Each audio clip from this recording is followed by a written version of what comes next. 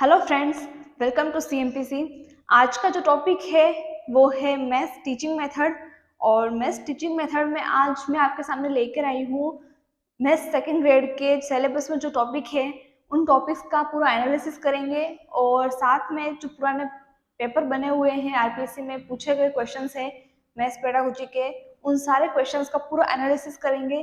कौन सा क्वेश्चन कहाँ से पूछा है, उसको कैसे अटेंड करना है, और साथ में क्या टेक्निक्स है, क्योंकि मार्क्स नेगेटिव मार्किंग में जाने में बिल्कुल देर नहीं लगती है और ज़्यादा से ज़्यादा नंबर इसी में कट जाते हैं, तो वो समस्या रहती है। तो आज की सारी प्रॉब्लम्स हम सॉल्व करेंगे इस वीडियो में, तो वीडियो के एंड तक बने रहिए। और अगर टेलीग्राम से नहीं जुड़े हैं तो टेलीग्राम से भी जुड़ जाइए, वहाँ पे मैथ्स सेकंड ग्रेड के सारे अपडेट्स आपको मिल जाएंगे। तो आज हम शुरू करते हैं। तो सबसे पहले मैं लेती हूँ आपके सामने मैथ्स का सिलेबस। तो उस सिलेबस में हम सबसे पहले देखेंगे कि कौन सा पहले था टॉपिक और अभी नहीं है, तो पहले के कौन से क्वेश्चन हमको स्किप करने पड़ेंगे। तो मैं सिलेबस ले लेती हूँ। ये सिलेबस है मेरे पास न्यू वाला और ये वाला है ओल्ड वाला। तो सबसे पहले देखते हैं न्यू वाले सिलेबस में हमको टॉपिक कौन सा पढ़ना है। Meaning and nature of mathematics. आपको मीनिंग और नेचर पढ़ना है मैथमेटिक्स का। और नेचर से क्वेश्चन तो हर साल एक ना एक क्वेश्चन तो नेचर से तो पूछते ही हैं, तो आपको नेचर आपको मार्क कर लेना है इम्पोर्टेंट। मैं बोर्ड पे भी लिख देती हूँ।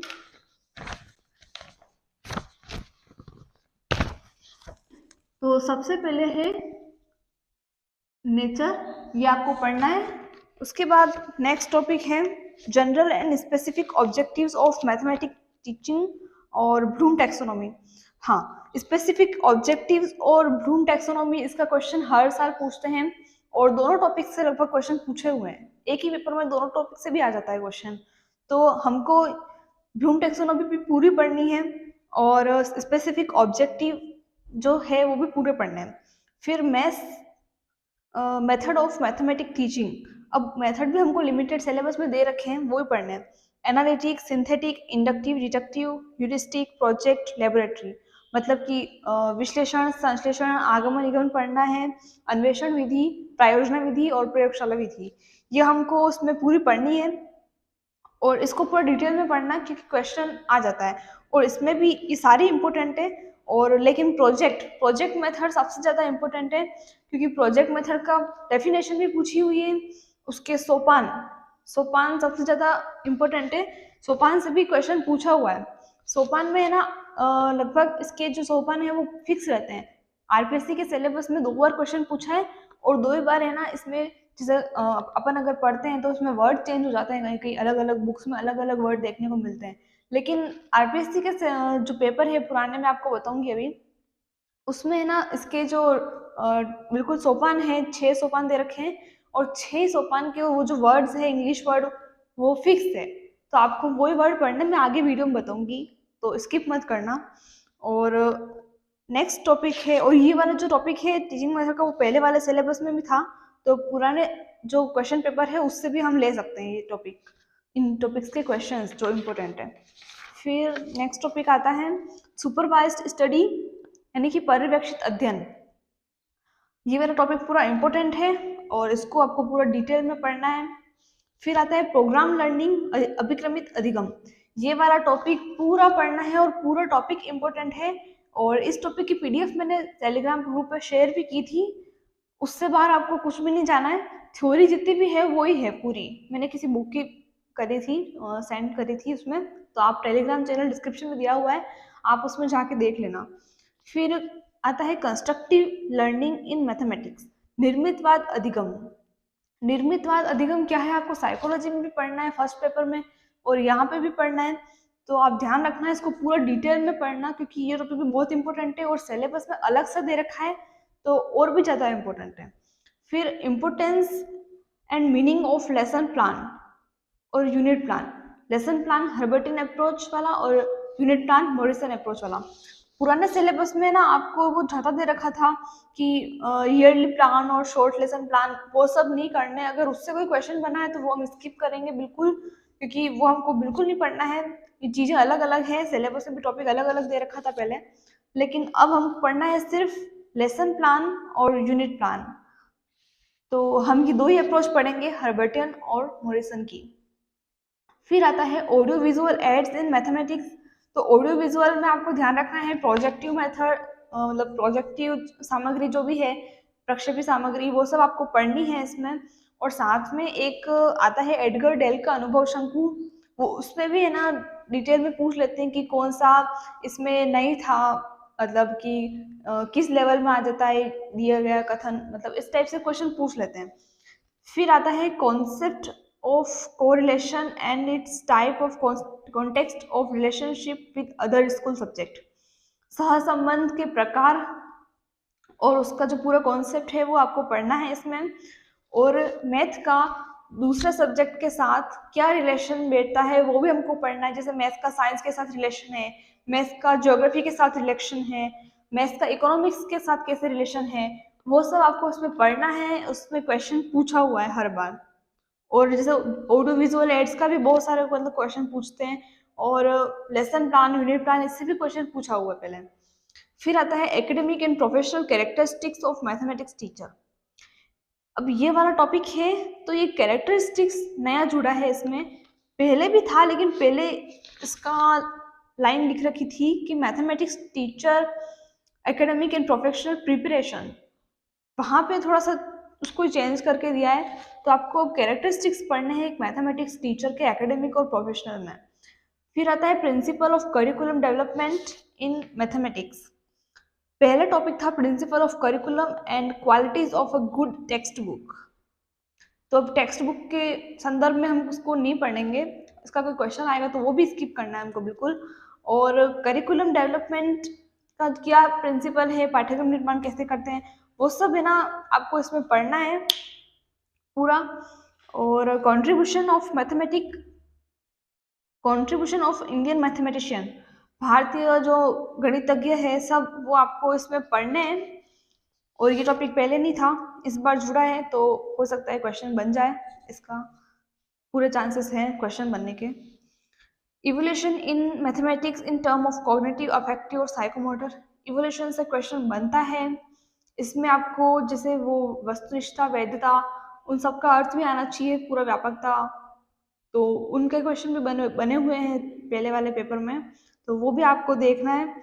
फिर importance and characteristics of unit test, achievement test, diagnostic test, step of their preparation. तो आपको ये सब टॉपिक भी पढ़ने हैं, ये तीनों, अचीवमेंट टेस्ट, यूनिट टेस्ट और डायग्नोस्टिक टेस्ट, आपको ये सब पढ़ने हैं और डिटेल में पढ़ने हैं। फिर निदानात्मक और उपचारात्मक प्रोग्राम जो है वो रिटायर्ड चिल्ड्रन और enrichment program for gifted children, ये पहले भी था और अभी भी है, तो आपको इसको पढ़ना है। पहले की कुछ टॉपिक है जैसे कि ना पहले वाले पेपर्स में ना क्वेश्चन बने हुए हैं, जैसे कि oral work, written work, assignment, ये वाले कुछ बने हुए हैं इंटरेस्ट पे, मैथमेटिक्स के इंटरेस्ट पे। वो टॉपिक आपको अब नहीं पढ़ने हैं क्योंकि वो सिलेबस में आपके नहीं है, आपके हटा दिए गए हैं बिल्कुल। तो अब लेते हैं हम थोड़ा सा इसमें पेपर ले लेते हैं, ये हो गया हमारा सिलेबस।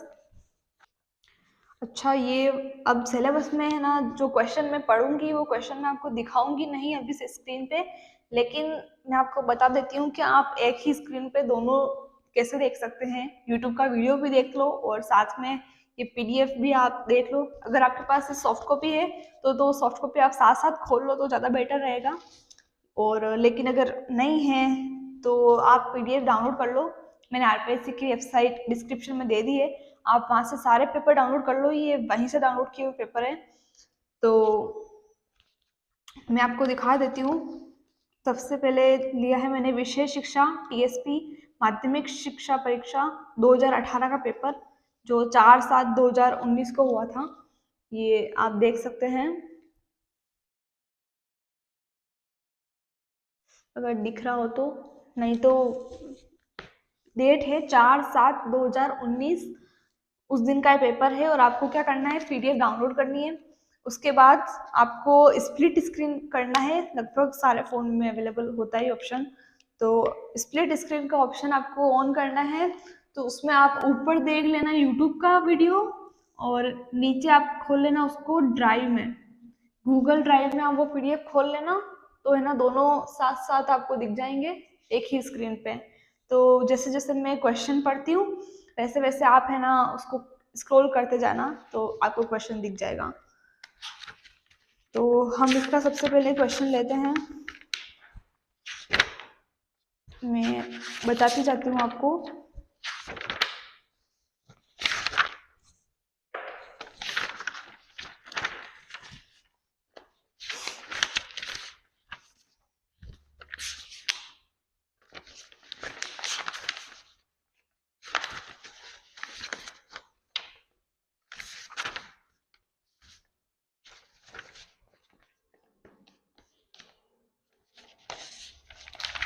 जैसे क्वेश्चन नंबर इस पेपर में है 108। ये क्वेश्चन है, निम्नलिखित में से कौन सा ब्लूम के शैक्षिक उद्देश्यों के वर्गीकरण में संज्ञानात्मक घटक के अंतर्गत उच्चतम स्तरीय उद्देश्य है? तो डेफिनेटली ये ब्लूम टेक्सोनॉमी का क्वेश्चन है और अभी भी पूछेंगे, तो ये क्वेश्चन आपके लिए इम्पोर्टेंट है। और इस क्वेश्चन का पैटर्न आप देख लो कि कैसे पूछा है। संज्ञानात्मक घटक के अंतर्गत उच्चतम स्तरीय उद्देश्य घटक है, तो वो आपको ये देख लेना है। ये क्वेश्चन, इसका आंसर है मूल्यांकन। ठीक है, उसके बाद पूछा है दृश्य श्रव्य साधनों के अंतर्गत अनुभवों के आधार पर एक विशेष प्रकार का वर्गीकरण जिसे अनुभव का त्रिकोण के रूप में जाना जाता है।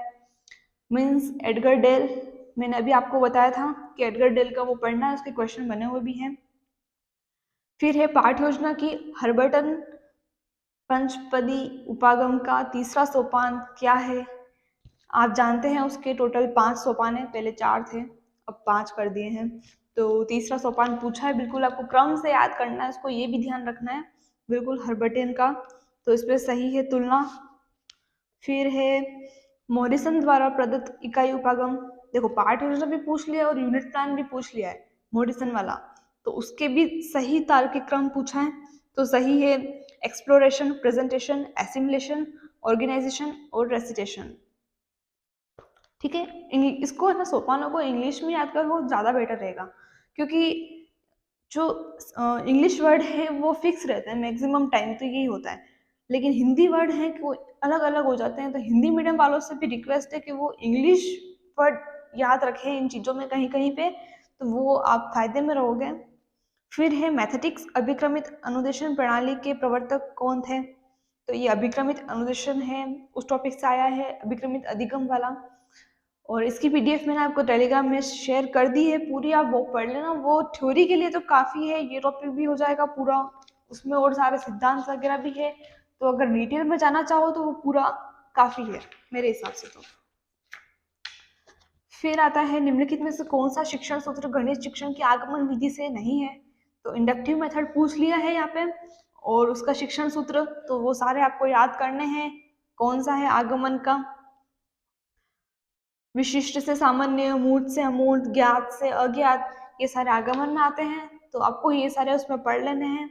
फिर आता है कौन सा कथन गणित की प्रकृति के संबंध में असत्य है? अब गणित की प्रकृति के बारे में क्वेश्चन पूछा है, तो आप इसमें देख सकते हैं ऑप्शन किस टाइप के आ रहे हैं। गणित की अपनी भाषा होती है जिसके माध्यम से पद, प्रत्यय, चिन्ह, सूत्र, सिद्धांतों का प्रतिपादन किया जाता है। गणित सार्वभौमिक विषय है। संख्याएं, स्थान, मापन आदि गणित का आधार है। इसमें वस्तुओं के संबंध तथा संख्यात्मक निष्कर्ष निकाले जाते हैं। गणित में सामान्यीकरण का क्षेत्र सीमित होता है। अब इसमें प्रकृति के संदर्भ में कौन सा कथन आता है वो आपको इसमें पता लगाना पड़ेगा इसको पढ़ के। तो वैसे तो चारों ऑप्शन ऐसे आते हैं कि उसमें कोई ना कोई एक चीज है वो नेगेटिव हो जाती है, तो आपको उससे आइडिया लग जाता है कि वो नेगेटिव चीज ही ऑप्शन रॉन्ग होगा।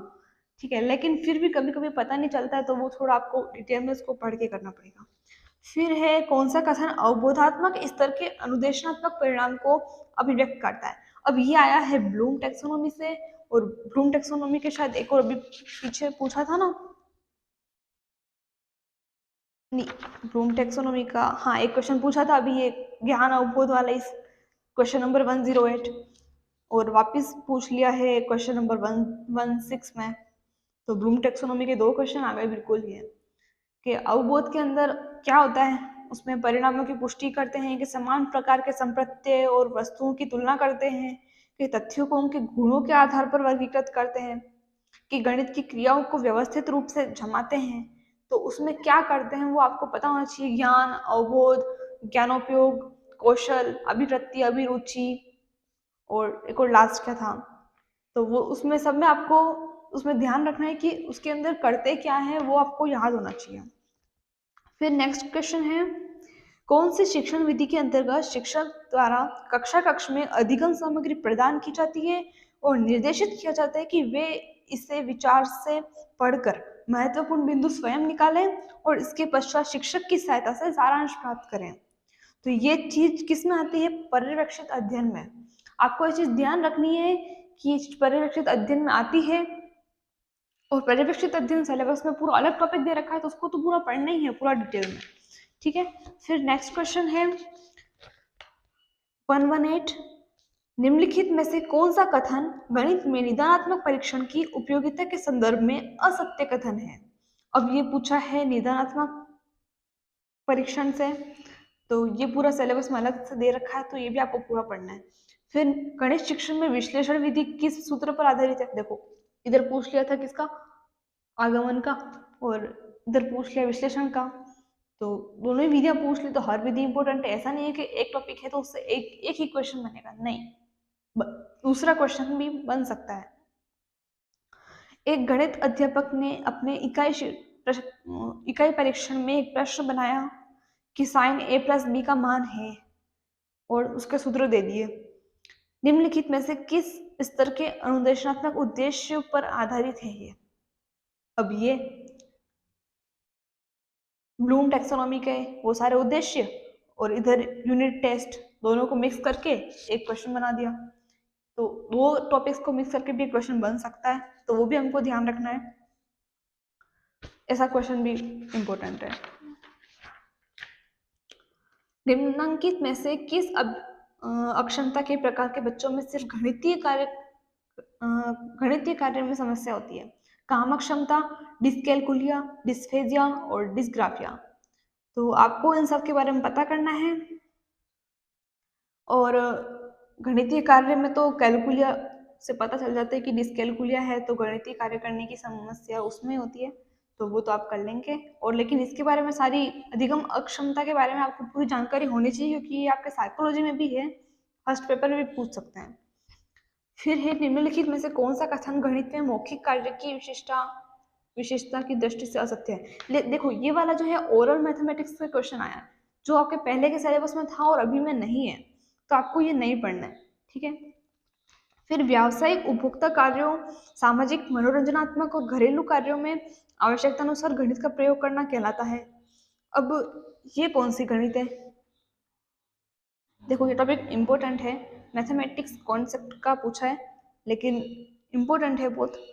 फिर निम्नलिखित में से कौन सा कथन गणित में धीमी गति से सीखने वाले बच्चों की उपचारात्मक शिक्षण के संदर्भ में असत्य कथन है। अभी सत्य असत्य वाले ज्यादा पूछ रहे हैं, और पूछा किसका, उपचारात्मक शिक्षण का, ठीक है।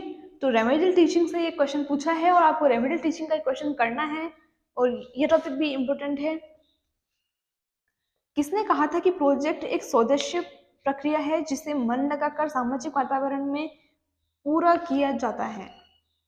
अब देखो प्रोजेक्ट का क्वेश्चन पूछा है, मैंने कहा था इसकी डेफिनेशन पूछ सकते हैं, इसके सोपान पूछ लेते हैं, इसकी जो अलग अलग किसने दिया था प्रोजेक्ट वो भी पूछ लेते हैं। इस प्रोजेक्ट का लगभग हर क्वेश्चन इंपॉर्टेंट है, तो आपको उसका हर एक टॉपिक उसमें करना है। अब यहाँ पे डेफिनेशन पूछ ली, वैसे तो ये किलपेट्रिक का है और किलपेट्रिक की ही डेफिनेशन पूछी है यहाँ पे, तो आपको ध्यान रखना है।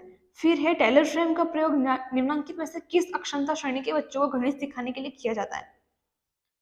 तो ये क्वेश्चन है, इसका आंसर है दृष्टिबाधित बच्चों के लिए, और टेलर फ्रेम का ये जो क्वेश्चन आया है ये अधिगम अक्षमता के बालकों उसके बालकों के लिए आया है, तो आपको ये ध्यान रखना है। फिर है निम्नलिखित में से कौन सा कथन गणित शिक्षण के कौशल उद्देश्य से संबंधित नहीं है। अगेन ऑब्जेक्टिव्स, फिर से क्वेश्चन पूछ ले, ज्ञान, अवबोध, कौशल, ज्ञानोपयोग, सबसे क्वेश्चन पूछ रखे हैं, तो आपको हर एक उसमें क्या पढ़ना है, उसमें मतलब पूरा डिटेल में आपको पढ़ना ही पढ़ना है, ठीक है। फिर गणित पाठ्यक्रम निर्माण के संदर्भ में निम्नलिखित में से कौन सा पाठ्यक्रम निर्माण का सिद्धांत उपयुक्त नहीं है। अब ये करिकुलम से आया है। जो आपके सिलेबस में क्या टॉपिक दे रखा था,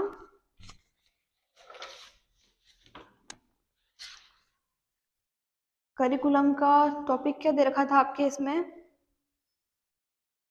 principle of curriculum development in mathematics. तो करिकुलम कंस्ट्रक्शन है, तो ये टॉपिक इम्पोर्टेंट है, बिल्कुल आपके सिलेबस में है और ये टॉपिक इम्पोर्टेंट है। तो ये सिद्धांत भी आपको पढ़ने हैं, मतलब करिकुलम के लिए क्या क्या सिद्धांत है ये, ठीक है। तो आपको ध्यान रखना है, ये वाला क्वेश्चन भी बहुत इंपॉर्टेंट है, अलग से पढ़ लेना इसको, ठीक है। आगे बढ़ते हैं।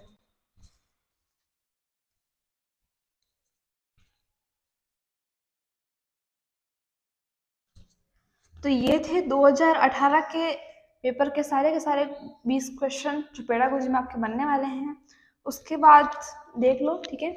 उसके बाद हम लेते हैं 2016 का पेपर जो हुआ था 30/6/2017, ठीक है। तो देख सकते हो अगर दिख जाए तो, ठीक है। ये वाला पेपर है, तो ये वाला भी डाउनलोड कर लो और स्प्लिट स्क्रीन करके खोल लो। इसमें साथ साथ मैं क्वेश्चन नंबर बता दूं आपको, तो वो क्वेश्चन नंबर आप निकाल लेना। देखो अदर दूसरे जो पेपर एनालिसिस है वो सर करवा रहे हैं आपको, मैंने सोचा मैं आपको टीचिंग मेथड बता देती हूँ अलग से, ठीक है। क्वेश्चन नंबर है 103, निम्नलिखित में से कौन सा कथन गणित की प्रकृति को नहीं दर्शाता है। देखो अगेन नेचर ऑफ मैथमेटिक्स, सबसे पहला क्वेश्चन ही वही है, ठीक है, टीचिंग मेथड का।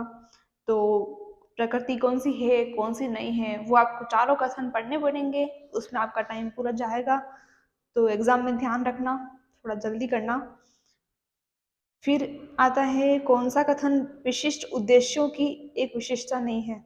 Specific objectives, AIIMS and objectives में से स्पेसिफिक ऑब्जेक्टिव्स से क्वेश्चन पूछा है इसमें, ठीक है, और उसकी भी विशेषता पूछी है। अंदर ज्ञान अवबोध उसमें से नहीं पूछा, विशेषता पूछी है इसकी, ठीक है। फिर जाते हैं नेक्स्ट क्वेश्चन पे। गणित की उन्नति और सुधार देश की संपन्नता से संबंधित है, यह कथन गणित के किस मूल्य को दर्शाता है। देखो गणित के मूल्य पूछ लिए, ये डायलॉग किसी ने दिया था, उसको लेके पूछ लिया कि यह कथन किस मूल्य को दर्शाता है। ऐसे किसी और का कथन दे देंगे और आपको पूछ लेंगे कि ये किसको दर्शाता है, तो गणित के मूल्यों को भी आपको पढ़ना है। फिर ही अगला डायरेक्ट कोटेशन दे दी कि गणित सभी विज्ञानों का सिंहद्वार और कुंजी है, यह कथन किसने दिया। रोजर बेकन ने दिया है ये पूरा कथन। फिर आता है आगमन विधि के सोपानों का सही तार्किक क्रम है। इसमें तो बोनस दे दिया है, लेकिन मैं आपको बता देती हूँ इसका ओरिजिनल क्या था, एक मिनट बता देती हूँ। बिल्कुल आपको यही पढ़ना है इसमें।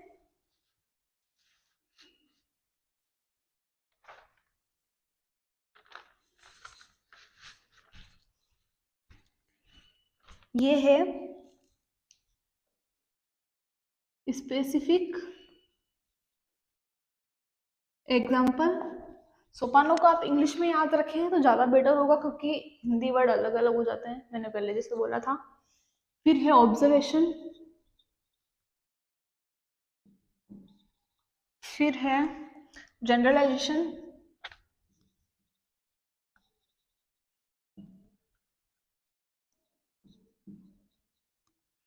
फिर है टेस्टिंग। इसकी जगह कहीं कहीं वेरिफिकेशन भी वर्ड दे देते हैं, तो आपको ये ध्यान रखना है। ये 4 सोपान है, स्पेसिफिक एग्जाम्पल, ऑब्जर्वेशन, जनरलाइजेशन और टेस्टिंग। किसके?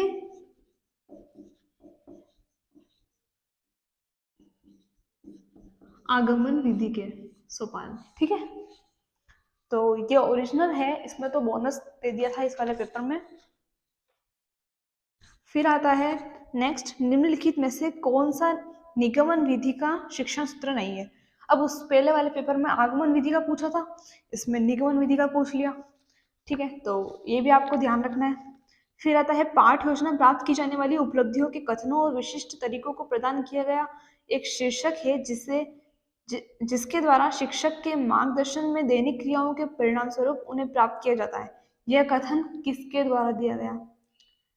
बोसिंग के द्वारा दिया गया है। लेकिन अब आपको ध्यान रखना है कि पाठ योजना में आपको उसकी डेफिनेशन भी याद करनी है अलग अलग की, क्योंकि सेकंड ग्रेड में वो भी पूछ लेते हैं। रीट में अगर रीट आपने दिया होगा, रीट श्योरली आपने दिया ही होगा अगर सेकंड ग्रेड आप दे रहे हैं तो। रीट में डेफिनेशंस का कोई इतना मामला नहीं था, डेफिनेशन बिल्कुल न के बराबर पूछते थे पुराने पेपर में भी और नए पेपर में भी। लेकिन सेकंड ग्रेड के पेपर में डेफिनेशंस बहुत सारी आती हैं, तो आपको ध्यान रखना है कि इसके बारे में पढ़ना है आपको। फिर है इकाई उपागम किस मनोविज्ञान पर आधारित है? यूनिट अप्रोच पूछ लिया है, मोरिसन अप्रोच जो है गेस्टाल्ट मनोविज्ञान के आधार पर। ठीक है, तो ये वाला आपको करना है बिल्कुल। फिर है प्रयोजना विधि के अवस्थित सोपान नीचे दिए जा रहे हैं, उनको क्रम से जमाना है। ठीक है, अब प्रयोजना विधि है तो उनके भी सोपान है, तो मैं आपको बता दूं बिल्कुल ये वाले करना है आपको भी। लिख देती हूँ मैं, प्रयोजना विधि, ये सोपान आप कहीं लिख लेना, क्योंकि बिल्कुल जो है ना अलग अलग बुक्स में अलग अलग वर्ड्स दिए होते हैं इन सोपानों के। कहीं कहीं पे अब प्रयोजना विधि है तो उसके कहीं पे 5 सोपान देते हैं, कहीं पे 6 देते हैं। उनके भी शब्दों में इतना कंफ्यूजन होता है किस किस के शब्द याद करेंगे, तो इसलिए इसके सिर्फ 6 वर्ड ही आपको याद करने हैं। सबसे पहले मैं इसके पूरा लिख लेती हूँ, फिर आपको बताती हूँ क्या करना है। तो सबसे इसका पहला है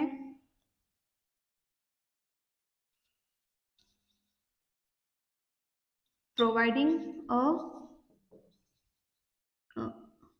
situation। ठीक है, सेकंड है इसका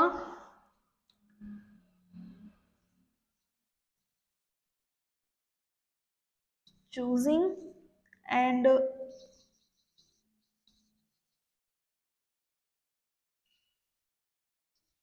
purposing the project। ठीक है, थर्ड वाला है अपने पास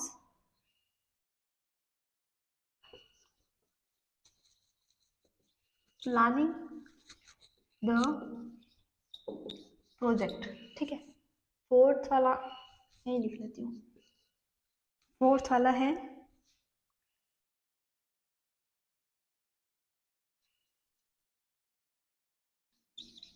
executing the project। ठीक है, फिफ्थ सिक्स्थ यहाँ लिख लेती हूँ मैं। फिफ्थ है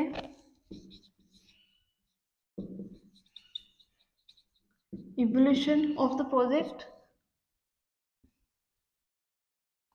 और सिक्स्थ है रिकॉर्डिंग ऑफ प्रोजेक्ट। ठीक है,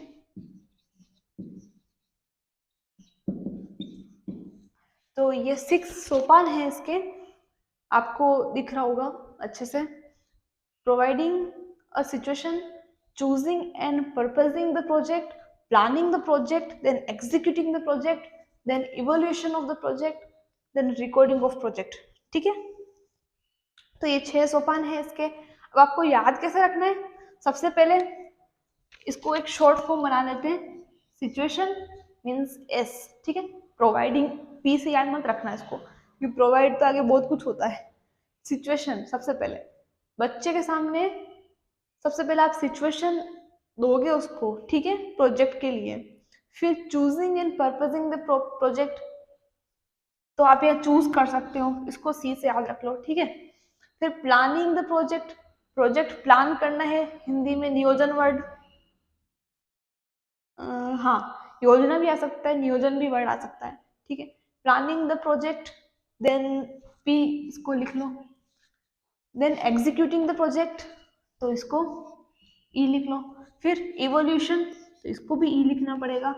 फिर रिकॉर्डिंग, तो आर, तो SCPEER, आप इसको ऐसे याद रख लो। ये ठीक है इसका मेथड याद रखने का, नहीं तो क्रम पूछेंगे तो वहां पे आप वैसे ही कंफ्यूज हो जाओगे। भले ही ऑप्शन दिए हुए होते हैं लेकिन कंफ्यूजन बहुत ज़्यादा हो जाता है। ठीक है, तो आप ये 6 लिख लेना, आगमन विधि के भी लिख लेना क्योंकि मैं इसको मिटा देती हूँ अब, नेक्स्ट क्वेश्चन का लिखूंगी नहीं तो। फिर है विद्यार्थी समांतर श्रेणी के उदाहरण दे सकेगा, यह विशिष्ट उद्देश्य से संबंधित है। किससे उदाहरण दे सकेगा? मतलब बच्चे ने वो सब अच्छे से समझ लिया है, समझ यानी कि अंडरस्टैंडिंग मीन्स अवबोध। ठीक है, तो ऐसे कोरिलेट करना है शब्दों को और उनके अंदर के जो कॉन्सेप्ट है उनको। आप अगर चीज समझ लोगे ना तो आपको उन शब्दों को चूज करने में प्रॉब्लम नहीं आएगी कि मैं ये कौन सा शब्द चूज करूँ इसमें से। ठीक है, तो वापस से पूछ लिया है किससे? स्पेसिफिक ऑब्जेक्टिव वाले टॉपिक से जो आपको करना है। फिर आता है शिक्षण अधिगम प्रक्रिया के क्रियान्वयन स्तर पर जो मूल्यांकन किया जाता है। इसमें बोनस मार्क्स मिला हुआ है लेकिन ये क्वेश्चन भी मूल्यांकन यानी कि इवोल्यूशन से पूछा हुआ है जो आपको पूरा पढ़ना है, सिलेबस में आपके दे रखा है। ठीक है, फिर नेक्स्ट क्वेश्चन है कोरिलेशन का। कोरिलेशन का पूरा कॉन्सेप्ट आपको पढ़ना है।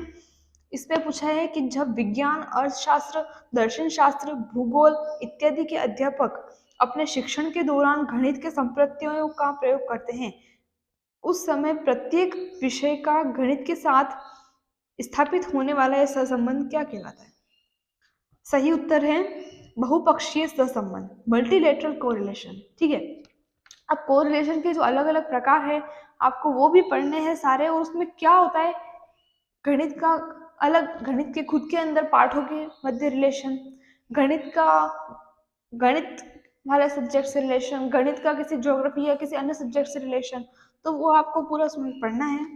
फिर आता है उस वैज्ञानिक शिक्षा की नींव जो गणित के साथ प्रारंभ नहीं होती अवश्य ही दोषपूर्ण है। यह कथन किसके द्वारा कहा गया है? कांते के द्वारा कहा गया है और ये आपको सब डेफिनेशंस मैथ्स की पढ़नी है। ठीक है, फिर कौन सा विकल्प गणित शिक्षण के दौरान आशुरचित उपकरण के उपयोग को नहीं दर्शाता है? देखो मैं इसको क्लियर कर लेती हूँ।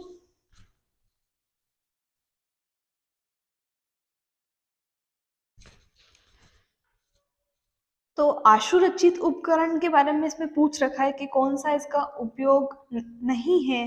ठीक है, तो आशुरचित उपकरण होता क्या है? सबसे पहले तो ये वर्ड ही कुछ लोगों के लिए बहुत नया होता है। इंग्लिश वर्ड दे रखा है इम्प्रोवाइज्ड एपरेटस, लेकिन सीधी भाषा में समझे तो ये वो चीजें हैं जो कम खर्चे में अपन टीचिंग एड के रूप में उसको यूज कर सकते हैं। मतलब कि बिल्कुल कम, लोअर कॉस्ट, एकदम लोअर कॉस्ट में हम उसको बना सकते हैं, उसको यूज कर सकते हैं और बच्चे को अपन दिखा सकते हैं, बच्चों के लिए उपयोग में ले सकते हैं, उनको आशुरचित उपकरण कहते हैं। ठीक है, अब आपको ये वाला टॉपिक जो है वो टीचिंग एड से आया है, बिल्कुल दृश्य श्रव्य सामग्री से। अब उसमें आप कहना मैं आपको चीज बताऊं एक, जैसे छोटे बच्चों के लिए ये बॉक्स आता है, ये देखो ये वाला जो हम देखते हैं कि इसके अंदर ये सारे उपकरण आते हैं। ठीक है, अब ये वाला उपकरण आप देख सकते हैं, इसको क्या बोलते हैं? इसको डिवाइडर बोलते हैं शायद। अब नॉर्मली तो अपन यूज लेते नहीं है इसको, लेकिन ये चीज एक मैथमेटिकल उपकरण है जो काम आता है किसी रेखाखंड की लंबाई नापने में, किसी ग्राफ पे दो बिंदुओं के बीच की दूरी निकालने में। बिंदु है, बिंदु का कॉन्सेप्ट अगर समझना है तो ये चीज काम आती है, लेकिन नॉर्मली अपन इसको काम में लेते नहीं है। और एग्जाम में क्वेश्चन पूछ लेते हैं इसका कि इसका उपयोग निम्न में से किसके लिए किया जाता है। ठीक है, तो वहां हो जाती है सेटिविटी गुल। ठीक है, तो अपने को जो डेली यूज में आते हैं, क्योंकि हम एक मतलब मैथमेटिक्स टीचर बनने जा रहे हैं, तो उसके लिए मैथमेटिक्स में आपको इन फ्यूचर आपको ये काम में लेना है, तो उसके लिए आपको ये पता भी होना चाहिए उससे पहले कि ये चीज हमको काम में कहाँ लेनी है। ठीक है, एक ही आता है, ये 2 सुई वाला है, इसको तो डिवाइडर कहते हैं शायद। ठीक है, एक सुई वाला आता है उसको कंपास कहते हैं, वो भी बिंदु का कॉन्सेप्ट निकालने में, चाप खींचने में, कोण बनाने में, अलग अलग चीजों में, वो भी वृत्त खींचने में, तो वो भी इन सब चीजों में काम आता है। तो उसमें ध्यान रखना ये सब मैथमेटिक उपकरण है जो इस बॉक्स में आते हैं, ये है स्केल। ठीक है, तो आपको ये चीज ध्यान रखनी है। अब एक चीज मैं आपको बताना चाहूंगी, क्योंकि ये टॉपिक निकला है, तो उसके लिए एक टॉपिक मैं आपको बताऊंगी कि आपको टीचिंग एड के अंदर ध्यान रखना है कि आप 2022 में टीचर बनने जा रहे हैं, तो आपको मैथमेटिक्स से जुड़े हुए जो ऑनलाइन सॉफ्टवेयर हैं, जैसे कि जियोजेब्रा है और भी अलग अलग सॉफ्टवेयर है, उनके बारे में आपको पूरा पता होना चाहिए। क्योंकि आप बच्चों को है ना इम्प्रूव करके कैसा पढ़ाओगे, उनको इंटरेस्ट आना चाहिए इन चीज़ों में। तो एक तो आपको ध्यान रखना है कि मैथ्स सॉफ्टवेयर, ठीक है, सॉफ्टवेयर की लिस्ट आप बना लेना अलग से, इंटरनेट पे बहुत सारी मिल जाएगी, तो ये चीज़ उसमें देख लेना, ठीक है। बहुत इंपॉर्टेंट चीज़ है ये सॉफ्टवेयर, अलग अलग कौन से हैं, जियोजेब्रा से क्वेश्चन पूछा हुआ है ये, ठीक है। ये एक सॉफ्टवेयर है मैथमेटिक्स टीचिंग का, और बहुत ही अच्छा सॉफ्टवेयर है ये वाला। और इसके अलावा भी और भी बहुत सारे सॉफ्टवेयर हैं, आप अगर बोलोगे तो मैं उसका भी आपको बना के दे दूंगी, ठीक है। तो आप सॉफ्टवेयर मतलब पर्टिकुलरली पढ़ लेना, बहुत अच्छा सॉफ्टवेयर है, अच्छे अच्छे सॉफ्टवेयर बहुत सारे और भी इम्प्रूव किए गए हैं, तो बच्चों के लिए बहुत इंपॉर्टेंट है। फिर आगे बढ़ते हैं अपन, निम्नलिखित में से क्वेश्चन नंबर 117, निम्नलिखित में से दिए गए विकल्पों में से कौन सा कथन अनुप्रयोग संबंधी उद्देश्य को नहीं दर्शाता है। अब अनुप्रयोग संबंधी उद्देश्य मतलब ये भी ऑब्जेक्टिव से क्वेश्चन बना है, ठीक है। अनुप्रयोग में क्या नहीं आता है वो आपको उसमें से देखना है। फिर नेक्स्ट क्वेश्चन है अभिक्रमित अनुदेशन का सिद्धांत नहीं है, कौन सा नहीं है। अब जो मैंने आपको टेलीग्राम पीडीएफ भेजी है उसमें आपको पूरा मिल जाएगा, तो आप ध्यान रखना, मतलब उसकी अभिक्रमित अधिगम की पूरी थ्योरी आपको उस पीडीएफ में मिल जाएगी, उससे बाहर आपको उस थ्योरी में कुछ पढ़ना नहीं है, ठीक है, पूरी डिटेल में दे रखी है उस पीडीएफ में। फिर है निम्नलिखित में से कौन सा श्रव्य दृश्य सामग्री के उपयोग है तो उद्देश्य सही नहीं है, तो ये भी टीचिंग एड से पूछा हुआ है, तो आपको ये भी पढ़ के देखना पड़ेगा। फिर निम्नलिखित में से कौन सा अभिग्रहित नहीं है, इसमें तो बोनस मार्क्स मिल गया, इसको छोड़ते हैं। अंक गणित में मूलभूत प्रक्रियाओं के लिए निदानात्मक परीक्षण विकसित किया गया था। अब क्वेश्चन किसका है, निदानात्मक परीक्षण का, किसमें, अंक गणित में। अब अलग अलग गणित में आपको आप क्या यूज कर सकते हो निदानात्मक परीक्षण में, आपको वो चीज ध्यान रखनी है, वो थोड़ा आपको नेट से पता कर लेना है, हो सकता है किसी बुक में मिल भी जाए और किसी बुक में ना भी मिले, ठीक है। फिर है पाठ्यक्रम, कलाकार, कलाकार कौन, अध्यापक के हाथ में वह साधन है जिससे वह किसी विद्यार्थी को अपने उद्देश्य के अनुसार अपने स्कूल में ढाल सके। यह कथन किसके द्वारा दिया गया, कनिंगम के द्वारा यह कथन दिया गया है, और पाठ्यक्रम निर्माण से पूछा है और पाठ्यक्रम आपके सिलेबस में है, ठीक है, करिकुलम डेवलपमेंट के नाम से है, तो आपको पढ़ना है, ठीक है। इस वाले पेपर में ये क्वेश्चन है टीचिंग मेथड के, और ये सारे इम्पोर्टेंट हैं। तो मैंने आपको इसमें बताया कि कौन से जो टॉपिक है आपको जिस पे ज़्यादा जोर देना है और हर बार क्वेश्चन पूछे हुए हैं टीचिंग मेथड में, उससे बाहर आपको कुछ भी नहीं पढ़ना है। ये था 2016 का पेपर, ठीक है। अब नेक्स्ट पेपर पे चलते हैं।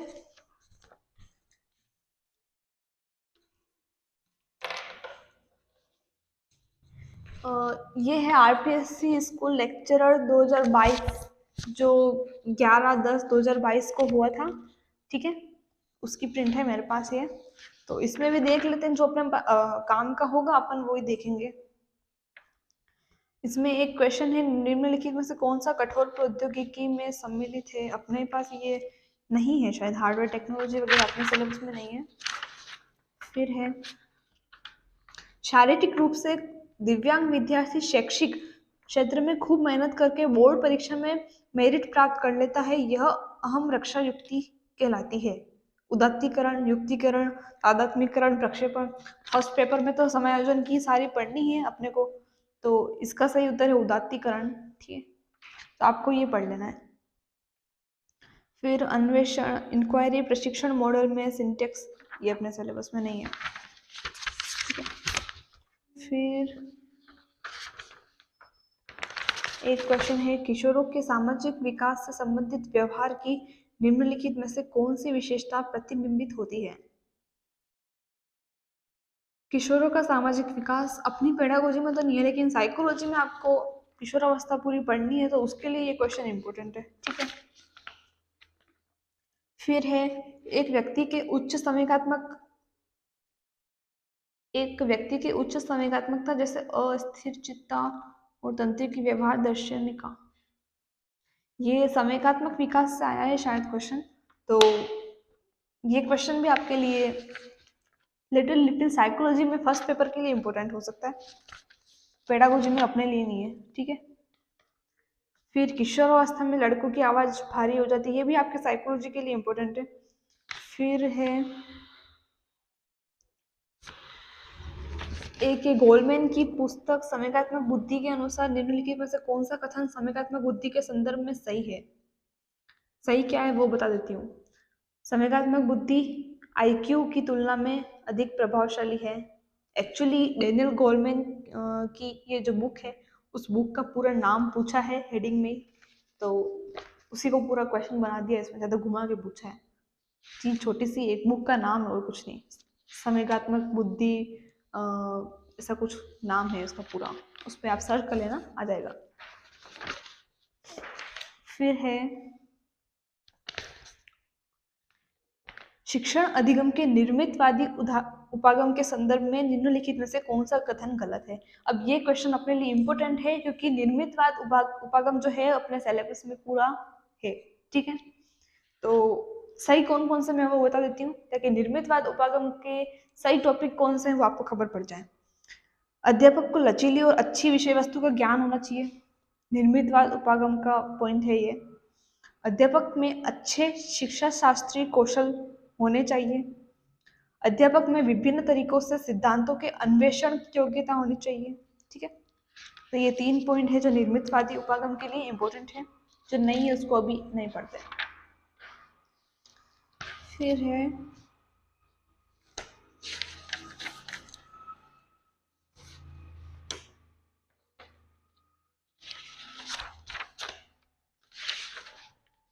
एक, हाँ, एडगर डेल का इसमें भी क्वेश्चन पूछा है।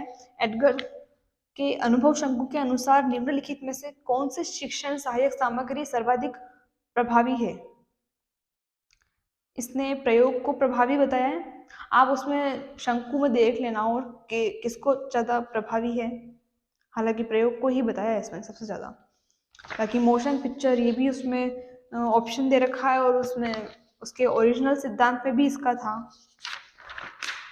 लेकिन प्रयोग को ज़्यादा प्रभावशाली बताया है। मतलब जो जितना ज़्यादा मतलब फेस के सामने आएगा, एक बच्चा सुनेगा उससे ज़्यादा उससे ज़्यादा तो है ना जो देखेगा उसमें होगा अधिगम स्थानांतरण, है ना, और जो करेगा उसमें और ज़्यादा होगा। तो ऐसे उसमें अनुभव शंकु में बताया हुआ है, आप उसमें पढ़ लेना। फिर है निर्मितवादी का एक और क्वेश्चन पूछा है, अधिगम उपागम जो अध्यापक के मार्गदर्शन से व्यक्ति के सक्रिय रहकर ज्ञान और समझ के निर्माण के महत्व पर बल देती है, वो है कौन सा उपागम है? निर्मितवाद उपागम। ठीक है, सीधा क्वेश्चन पूछा है ये। फिर है संप्रेषण प्रभावी संप्रेषण का पूछा है, अपने सिलेबस में नहीं है। ठीक है, फिर है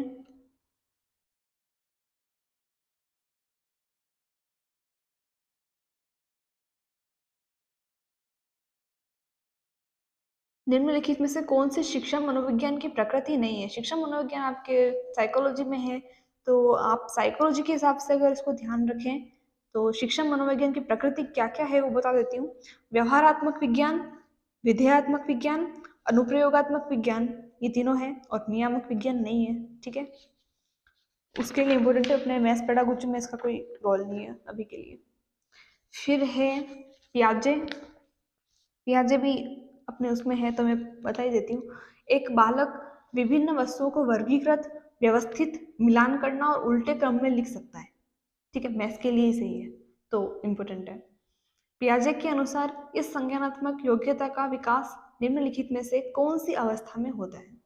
ठीक है, तो 4 अवस्थाएं SPCF सर ने अपने पुराने वीडियो में बताई थी, एक पियाजे का कॉन्सेप्ट पूरा लेके आए थे सर, तो उसमें बताई थी।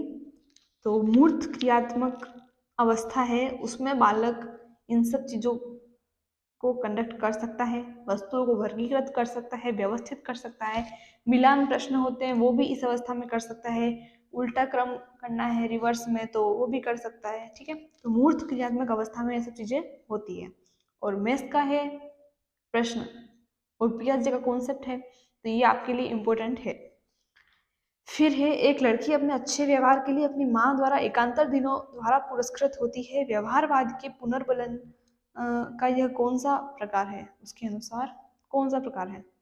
ये है निश्चित अंतराल अनुसूची, ये आपके व्यवहारवाद के वो अधिगम सिद्धांत है उनमें से आया हुआ है, तो साइकोलॉजी के लिए इम्पोर्टेंट है, पढ़ना तो आपको है ही है ये वाला भी, चाहे मैथ्स का हो या नहीं हो, है ना।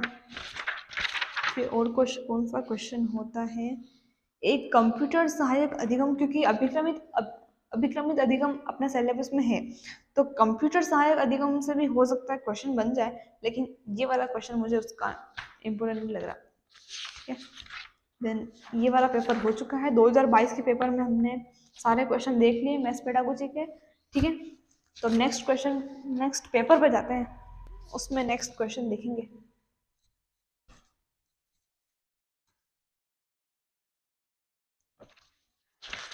फिर है 2011 का पेपर, सेकेंड ग्रेड 2011। ठीक है, ये वाला पेपर है, शायद ब्लर दिख रहा है, लेकिन आप क्वेश्चन नंबर निकाल ले में पीछे से चलेंगे अपन। ठीक है, तो who was the propounder of unit approach, of course Morrison approach, direct syllabus में दे रखा है, तो सिलेबस अगर याद है तो ये क्वेश्चन तो वैसे हो जाना है। ठीक है, फिर पूछा है इसमें इंडक्टिव मेथड ऑफ, सोपान पूछे इंडक्टिव मेथड के। ठीक है, तो अब मैंने आपको भी इंडक्टिव मेथड के बता दिए थे बिल्कुल, एग्जांपल, ऑब्जर्वेशन, जनरलाइजेशन और वेरिफिकेशन, तो ये चारों पॉइंट आपको याद कर लेने हैं। फिर आता है गिफ्टेड स्टूडेंट्स के कैरेक्टरिस्टिक्स पूछे हैं। ठीक है, तो लास्ट टॉपिक अपने दे रखा है सिलेबस में बिल्कुल, तो आपको वही पढ़ लेना है, उसके अच्छे से सारे कैरेक्टरिस्टिक्स क्या क्या हैं वो सब पढ़ लेने हैं। फिर आता है general knowledge of the subject attend by the student is note. अब ये क्या है, अचीवमेंट टेस्ट है ना, अचीवमेंट टेस्ट है, तो अचीवमेंट टेस्ट में सिलेबस में पूरा अलग टॉपिक दे रखा है, तो आपको वो पूरा पढ़ना है। ठीक है, अचीवमेंट टेस्ट भी। फिर है इवोल्यूशन मेथड पूछा है, बिल्कुल इवोल्यूशन आपको पूरा पढ़ना है, वो भी अपन ने देख लिया। फिर है स्पेसिफिक ऑब्जेक्टिव से क्वेश्चन पूछा है, तो स्पेसिफिक ऑब्जेक्टिव भी आपको पूरे देख लेने हैं। फिर पूछा है क्वेश्चन नंबर 144, ये कोठारी कमीशन से क्वेश्चन पूछा है उसकी रिपोर्ट का। ये क्यों पूछा है ये पता नहीं, सिलेबस में शायद हो सकता है कोई पुराने सिलेबस में हो, बट ये इसको नहीं पूछना चाहिए था आई थिंक। किससे पूछा है, किस टॉपिक से पूछा है ये मेरे को नहीं पता इसमें। फिर है mathematics is the subject which provides an opportunity for training the mind to closing thinking sitting up और स्लीपिंग एंड, अच्छा ये पूरी इसकी डेफिनेशन पूछ ली है प्लेटो की। ठीक है, तो डेफिनेशन तो आपको याद करना ही है। फिर है क्वेश्चन नंबर 142, ये पूछा है इसके मतलब वो नैतिक मूल्य, सामाजिक मूल्य, आर्थिक मूल्य, आपको वो सब मूल्य पढ़ने हैं मैथ्स के, उससे है ना एक डेफिनेशन दे दी है, स्टेटमेंट दे दिया और पूछ लिया कि ये किसका है, नैतिक मूल्य है, सामाजिक मूल्य है। क्वेश्चन नंबर 141 है, आई थिंक आप स्प्लिट स्क्रीन पे क्वेश्चन भी देख रहे होंगे, मैं क्वेश्चन पूरा नहीं बोलूंगी, नहीं तो वीडियो बहुत ज़्यादा लंबी हो रही है, वैसे भी सारे अपन पेपर का एक एक क्वेश्चन देख रहे हैं कि कौन सा क्वेश्चन किससे आ रहा है। ठीक है, तो क्वेश्चन नंबर 141 है, ये पूछा है कोरिलेशन से। ठीक है, correlation in teaching of mathematics उससे पूछा है।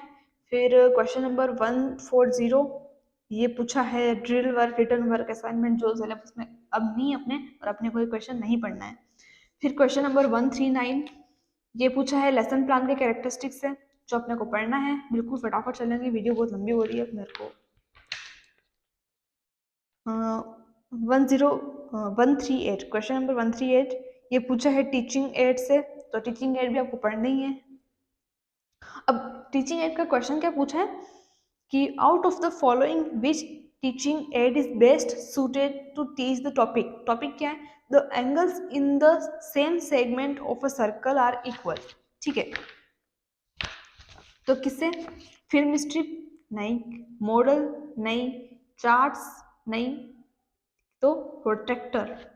अब उसमें चौथा वर्ड जो है बिल्कुल जैसे एकदम नया वर्ड हो ऐसा लगता है, ठीक है, लेकिन ये जो है ये सारे इक्विपमेंट हैं मैथमेटिक्स के।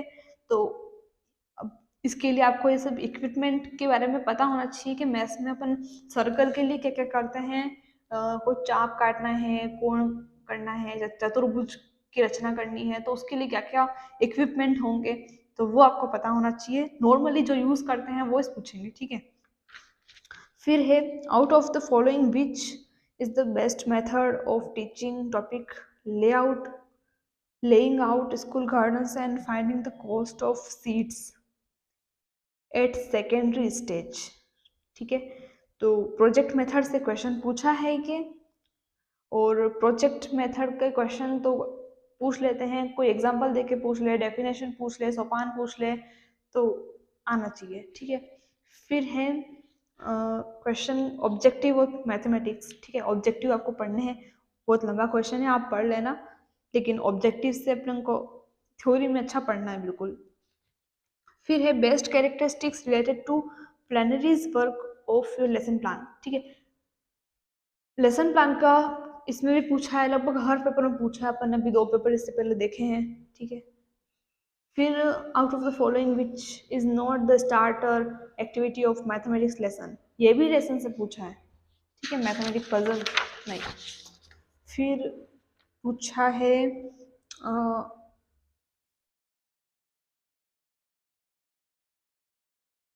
आई थिंक ये वो सब creativity, application and implication mathematics, critical understanding, इसको एक बार के लिए आप स्किप कर सकते हैं, ठीक है। फिर है कैरेक्टरिस्टिक्स ऑफ फंक्शनल मैथमेटिक्स, तो मैथमेटिक्स का क्या है, विशेषताएं हैं, सब पढ़नी है आपको वो तो। फिर है according to pure mathematics out of which is not, pure mathematics के बारे में पूछा है, इसको भी आप ये क्वेश्चन तो पढ़ लेना, ठीक है, एक्स्ट्रा कुछ ज़रूरत नहीं है इसकी। फिर आता है, ये तो हो गया 2011 का पेपर। अब हम लेते हैं नेक्स्ट पेपर है हमारा second grade maths 29/10/2018 evening non TSP. ठीक है, ये वाला पेपर है, तो आप देख लेना बिल्कुल, स्प्लिट स्क्रीन कर लेना, सही रहेगा वीडियो को समझने के लिए, क्योंकि मैं ना वो चीज़ें बता रही हूँ आज आपको जो एग्जाम में क्वेश्चन करने में आपको हेल्प करेगा।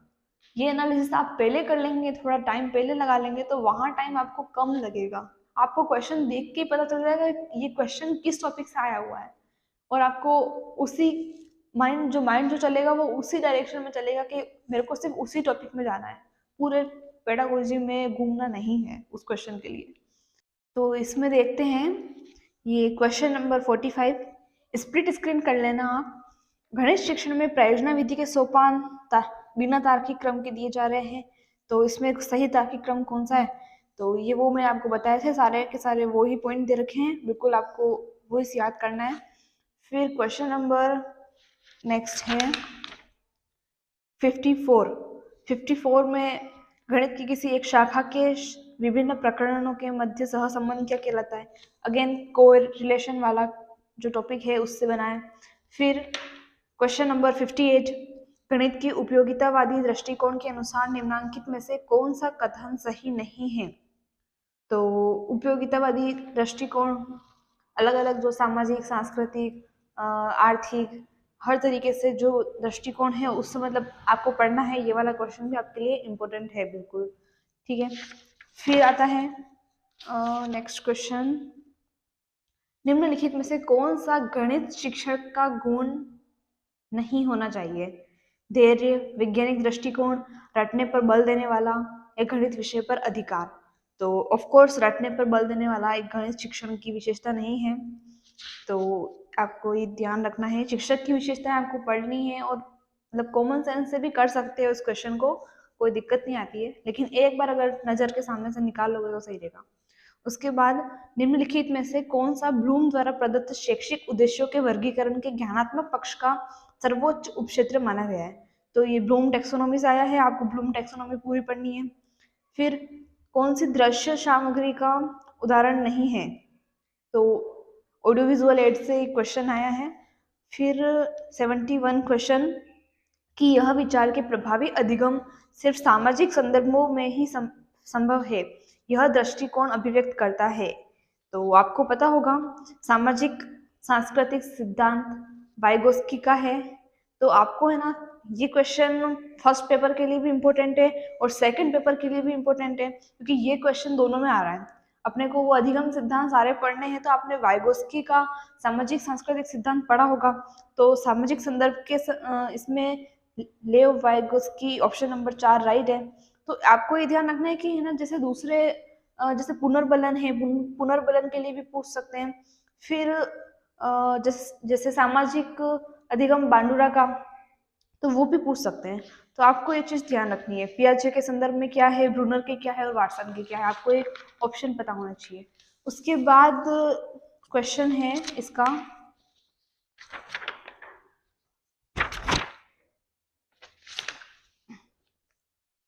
गणित शिक्षण में श्रव्य दृश्य सामग्री के उपयोग के दौरान कौन सा शिक्षण सूत्र तुलनात्मक दृष्टि से न्यून उपयुक्त है?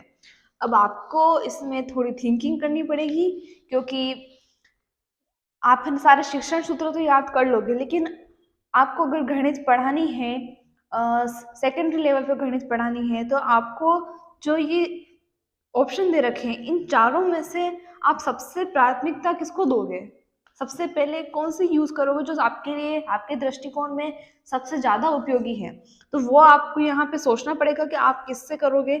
यहाँ पे 4 ऑप्शन दे रखे हैं, बहुसंवेदी अनुभव, सरल से कठिन की ओर, ज्ञात से अज्ञात की ओर, अनिश्चित से निश्चित की ओर। तो इसमें सही उत्तर माना है इसने अनिश्चित से निश्चित की ओर को। फिर है क्वेश्चन नंबर 85, इकाई उपागम के प्रवर्तक कौन थे? तो डायरेक्ट पूछा है क्वेश्चन, मॉरिसन थे। फिर आता है नेक्स्ट अपने क्वेश्चन नंबर 93, निम्नलिखित में से कौन सा कथन प्राथमिक स्तर पर गणित शिक्षण का उद्देश्य नहीं है? तो आपको गणित शिक्षण के उद्देश्य का जो टॉपिक है वो आपको सारे उद्देश्य पढ़ने हैं और ध्यान में रखने हैं। यहाँ पे प्राथमिक स्तर का पूछा है, आप प्राथमिक के भी ध्यान रखें और माध्यमिक उच्च माध्यमिक के भी ध्यान रखें, ठीक है। फिर आता है नेक्स्ट, निम्नलिखित में से कौन सा रेखीय अभिक्रमित अनुदेशन का सिद्धांत नहीं है? तो मैंने जैसा कि कहा आपको, मैंने टेलीग्राम पे पीडीएफ भेज दी है, तो ये आप पूरा वहां से पढ़ सकते हो और क्लियर हो जाएगा आपके एकदम उस पीडीएफ से।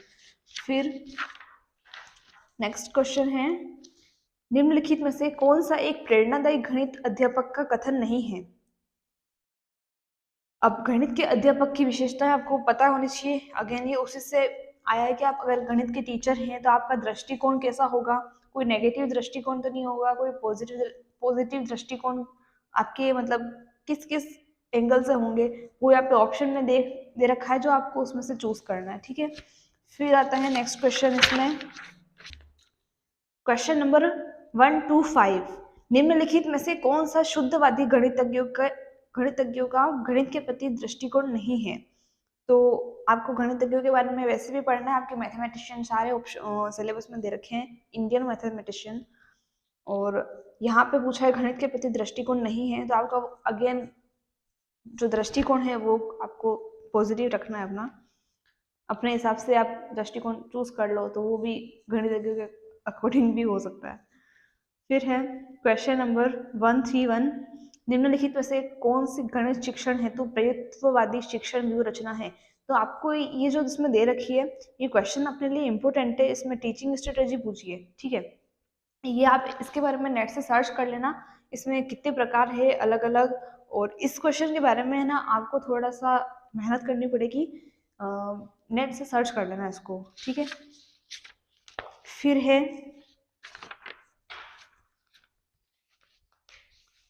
क्वेश्चन नंबर 136, निम्नलिखित में से कौन सा मॉरिसन द्वारा प्रदत्त इकाई उपागम का प्रथम सोपान है? तो यहाँ पे आपको 4 दिख रहे हैं। तो इसमें से प्रथम सोपान कौन सा है? अन्वेषण, खोज करना, ठीक है। दूसरा कौन सा है? प्रस्तुतिकरण। तीसरा आत्मसातकरण और चौथा संगठन। मैं इसको लिख देती हूँ।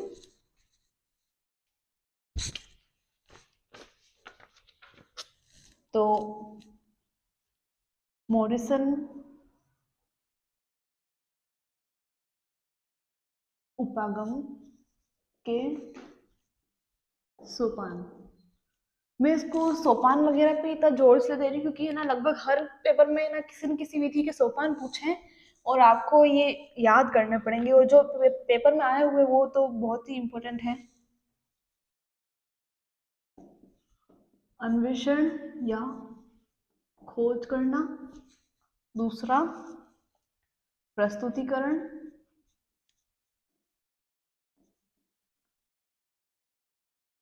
तीसरा आत्मसातकरण, चौथा संगठन। इंग्लिश में लिख लेते हैं एक्सप्लोरेशन।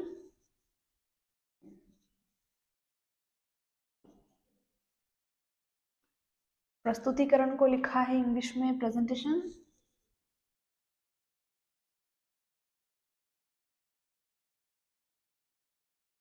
और आत्मसातकरण को लिखा है एसिमुलेशन। और संगठन को लिखा है ऑर्गेनाइजेशन।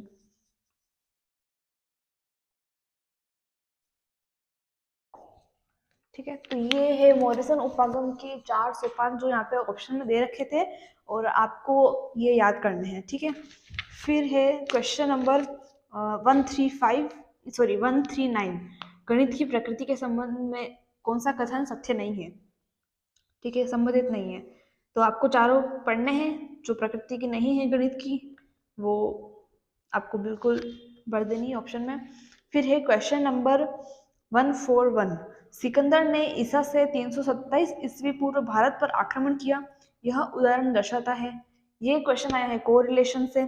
ठीक है, तो गणित का किसके साथ कोरिलेशन है? ऑफ कोर्स गणित का सामाजिक के साथ कोरिलेशन है। तो अलग अलग सब्जेक्ट में आपको कोरिलेशन कैसे होते हैं वो भी सेंटेंस अच्छे से देख लेने एग्जाम्पल के तौर पे। तो ये थे इस पेपर के 20 क्वेश्चन और ये कंप्लीट हुआ है हमारे पास सेकंड ग्रेड मैथ्स 29/10/2018 का नॉन टीएसपी इवनिंग वाला पेपर कंप्लीट हो गया है। तो इसमें आपको ध्यान रखना है कोरिलेशन वाले पूछे हैं, अप्रोच वाले पूछे हैं, ब्लूम टैक्सोनॉमी पूछी है मेन यूं। फिर अपन नेक्स्ट पेपर ले लेते हैं ये 18/2/2019 वरिष्ठ अध्यापक। ये देखो संस्कृत एजुकेशन का पेपर है, आप इसको देख सकते हैं बिल्कुल। ठीक है, 18/2/2019 exam date, Sanskrit education TSP 2018। ठीक है, तो इसमें अपन देखते हैं क्या क्वेश्चन बने हैं और किस टाइप के बने हैं।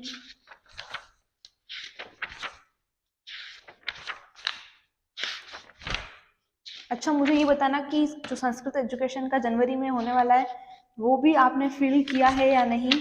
पेपर आप देने वाले हैं या नहीं?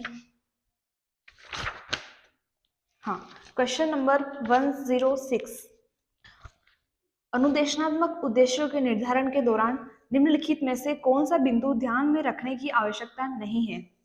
ठीक है, तो आपको देख लेना है कि इंस्ट्रक्शनल ऑब्जेक्टिव्स में से कौन सा जो है, इसमें से पॉइंट 4 ऑप्शन दे रखे हैं आपको, इसमें से कौन सा बिंदु ध्यान में रखने की आवश्यकता नहीं है। ऑप्शन दे रखे हैं, मैं पढ़ती हूँ। विद्यार्थियों का स्तर, विद्यार्थियों का मनोविज्ञान, कक्ष का आकार, शिक्षण अधिगम स्थितियाँ। ठीक है, तो आपको इन चारों में से वैसे तो ऑप्शन देख के पता चल जाता है कि कौन सा नेगेटिव पॉइंट है इसमें से, क्योंकि कक्ष का आकार है तो आकार से हमको क्या लेना देना है? क्लास में 20 बच्चे हो, 40 हो या 60 हो, पढ़ाना अपने को किस तरीके से कि विद्यार्थियों का स्तर हमको देखना पड़ता है, उसकी मनोविज्ञान हमको देखना पड़ता है, शिक्षण अधिगम परिस्थितियां हमको देखनी पड़ती है। तो अब बचा चौथा जो कि इसमें नहीं है। ठीक है, फिर है क्वेश्चन नंबर 107 निम्नलिखित में से कौन सा आगमन विधि के सोपानों का सही क्रम है? तो आगमन विधि के ये भी सोपान इंपॉर्टेंट है, मैं लिख लेती हूँ एक बार बोर्ड पे।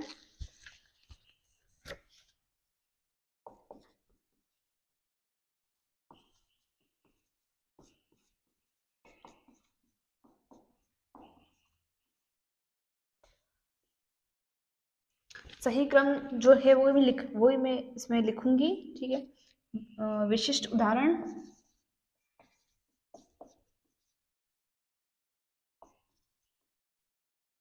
दूसरा है निरीक्षण, तीसरा है सामान्यीकरण,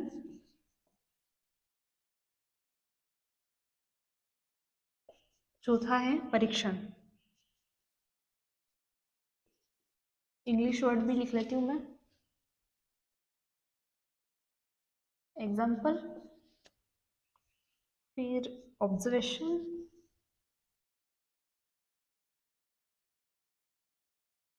फिर थर्ड है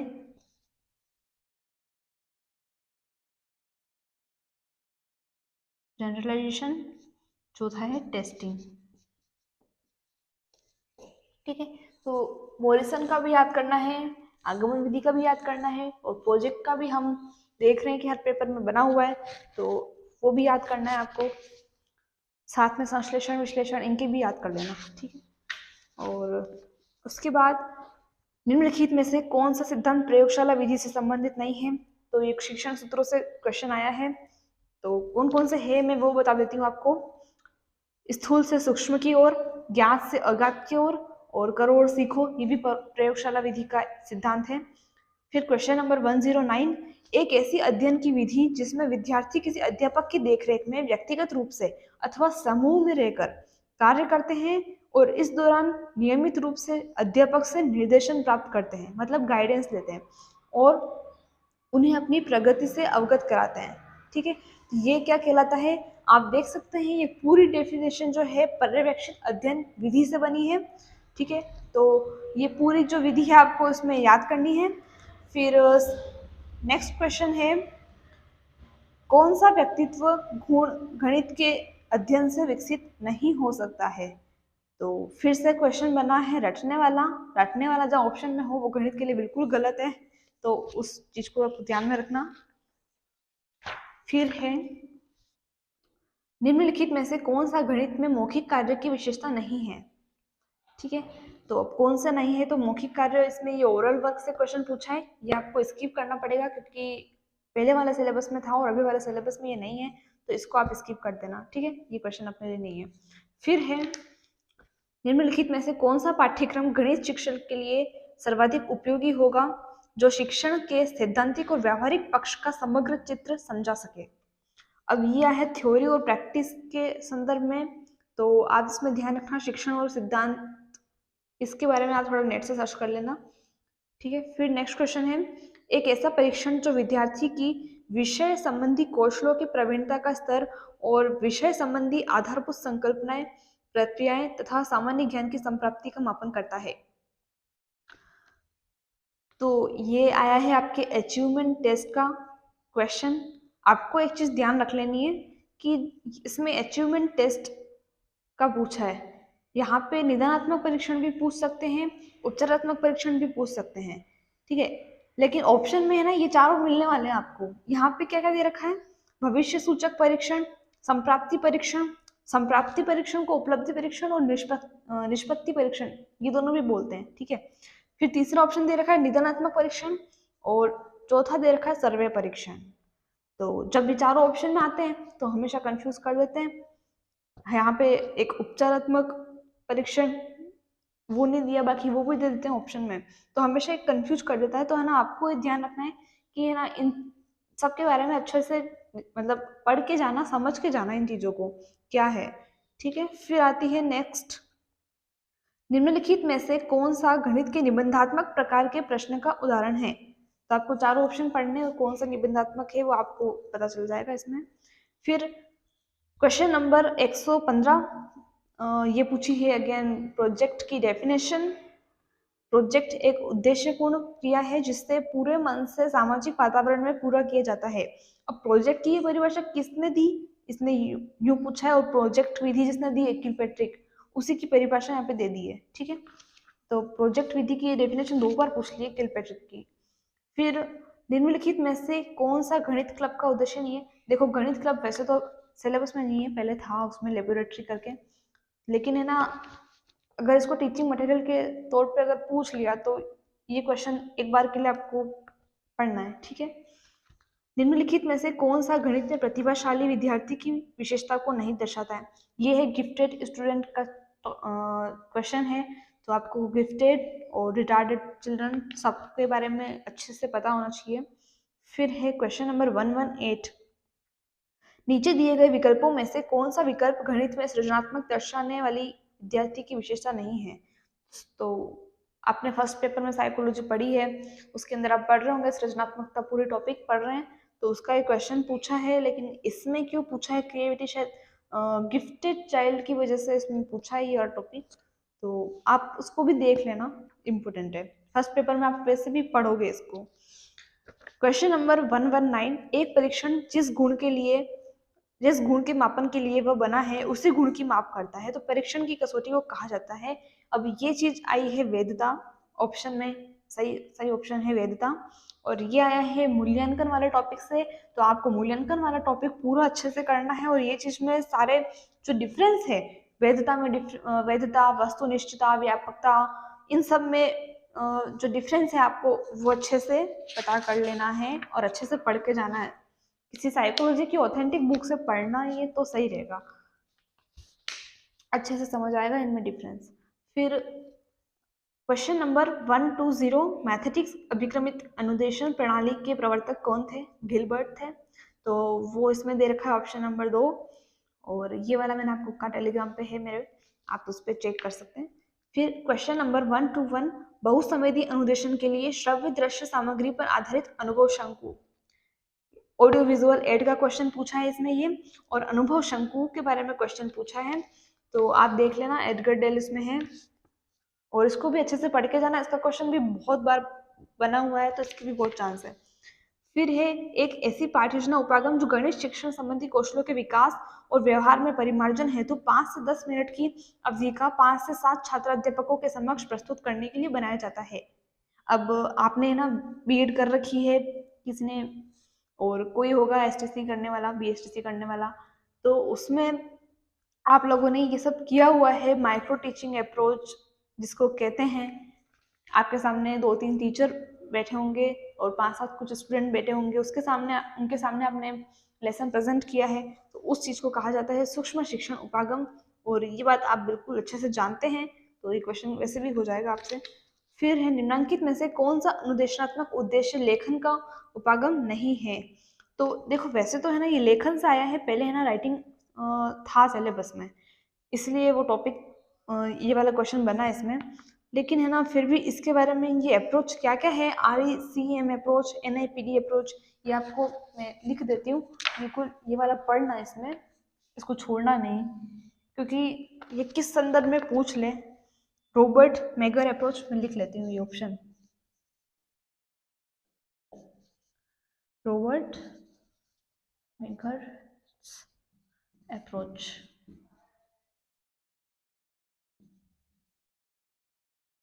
फिर है रॉबर्ट मिलर अप्रोच। फिर है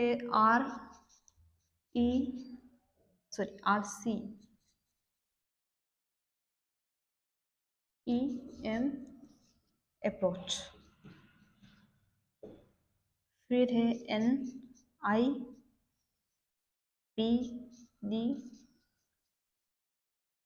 अप्रोच। ठीक है, तो इन चारों के बारे में आप पता करके जाना, क्या पता क्वेश्चन बन जाए इसके बारे में, तो देख लेना।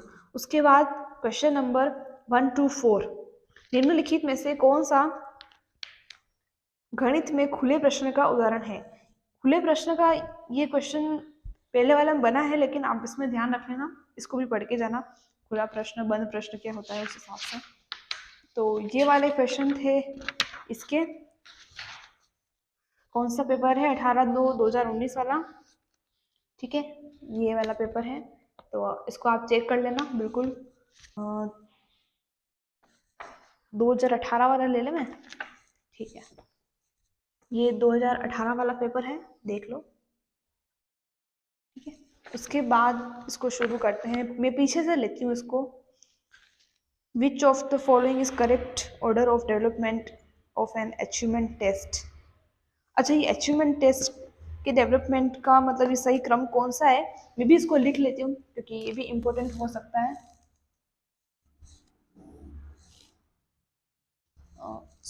एक मिनट,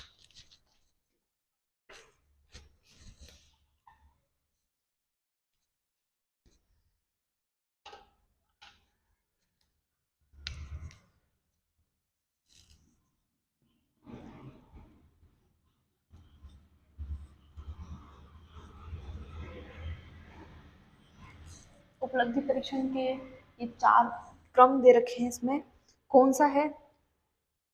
सबसे पहला आएगा क्वेश्चन पेपर कंस्ट्रक्शन,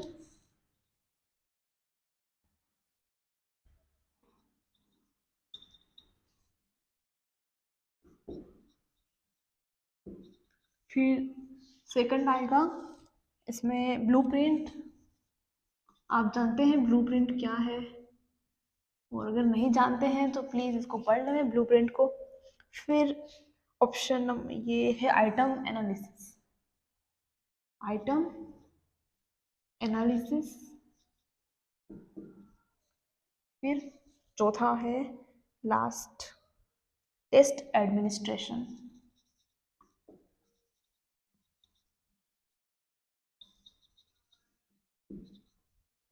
ठीक है, तो ये 4 दे रखे हैं, इसका सही क्रम ये है 4 पॉइंट, ठीक है, डेवलपमेंट ऑफ अचीवमेंट टेस्ट। फिर है नेक्स्ट 149, प्रतिभाशाली बालकों का गणित की शिक्षा में सर्वाधिक उपयोग किस रूप में किया जाता है। तो कक्षा गतिविधियों के संसाधन के रूप में, ये जनरल क्वेश्चन पूछा एकदम। फिर है किर्क के अनुसार धीमी गति से सीखने वालों की बुद्धि लब्धि क्या होती है। वैसे तो अपन है ना आईक्यू पढ़ते हैं नॉर्मली, जनरली टर्मन का वर्गीकरण पढ़ते हैं पूरा अपन, लेकिन इसमें पूछा है किर्क के अनुसार, तो आप इसमें इसके अनुसार भी पढ़ लेना, मैं लिख देती हूँ।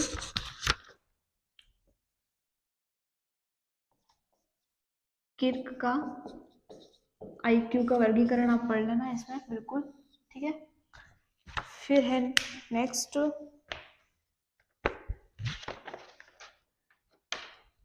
क्वेश्चन नंबर 147, निम्नांकित में से शिक्षक मूल्यांकन प्रक्रिया हेतु सही क्रम क्या है। अब टीचिंग लर्निंग प्रोसेस है तो उसमें सही क्रम क्या होगा। इसमें 4 दे रखे हैं, शिक्षक, उपलब्धि परीक्षण, निदानात्मक परीक्षण और उपचारात्मक शिक्षण, मतलब वही है परीक्षण, ठीक है।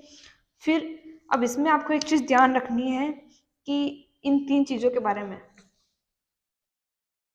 3 चीजों के बारे में आपको ध्यान रखनी है कि सबसे पहला आता है उपलब्धि परीक्षण, ठीक है। फिर सेकंड नंबर पे आता है निदानात्मक परीक्षण,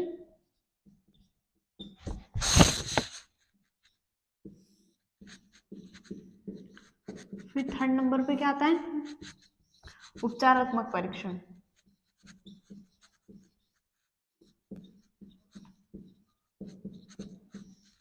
अब ऑप्शन में ना ये तीनों चीज दे रखी है, इन तीनों का क्रम हमको पता है, तो सबसे पहले अब क्या आएगा शिक्षक, है ना, जो इसमें दे रखा है, तो सही क्रम हो गया ये, फिर ये, फिर ये और फिर ये, है ना, बिल्कुल इसी क्रम से पूछा है।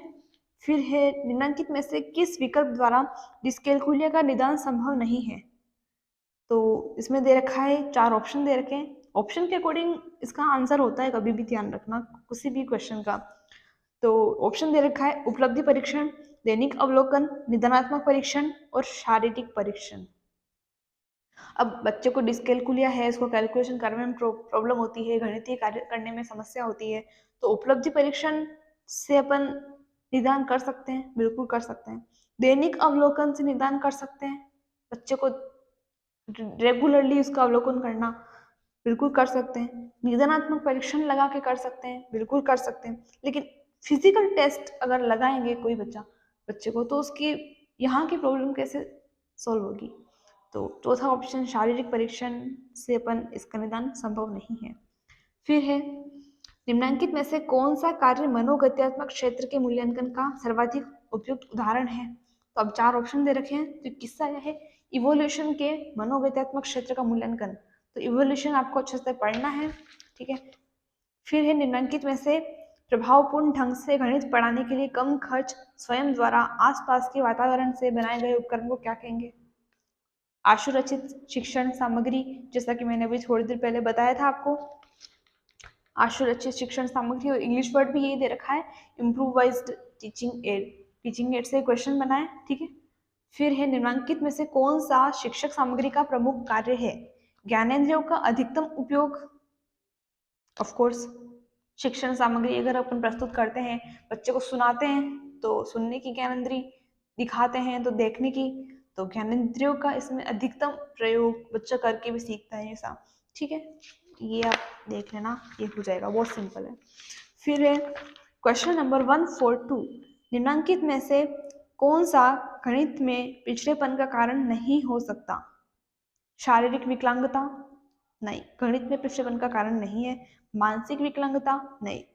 भावनात्मक असमायोजन, नहीं। लेकिन गरीबी, ये पिछड़ेपन का कारण नहीं है, सॉरी। निम्नलिखित में से कौन सा गणित में पिछड़ेपन का कारण नहीं हो सकता?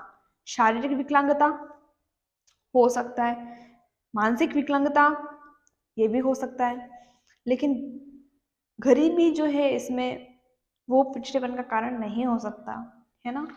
फिर है, निम्नलिखित में से जियोजेब्रा है, क्या है? गणित की एक शाखा, गणित पढ़ाने के लिए एक सॉफ्टवेयर, गणित का शिक्षक या फिर प्रतिमान। मैंने आपको बता दिया, गणित पढ़ाने के लिए एक सॉफ्टवेयर है ये, बिल्कुल, और बहुत अच्छा सॉफ्टवेयर है। और ह्यूरिस्टिक विधि का उत्पादन किसने किया? किसने किया, आप बताओ। आर्मस्ट्रॉन्ग ने किया है। फिर नेक्स्ट क्वेश्चन पे चलते हैं, 139 पे। निम्नलिखित में से कक्षा कक्ष उद्देश्यों के व्यवहारगत पदों में परिवर्तन को प्रतिनिधित्व नहीं करता।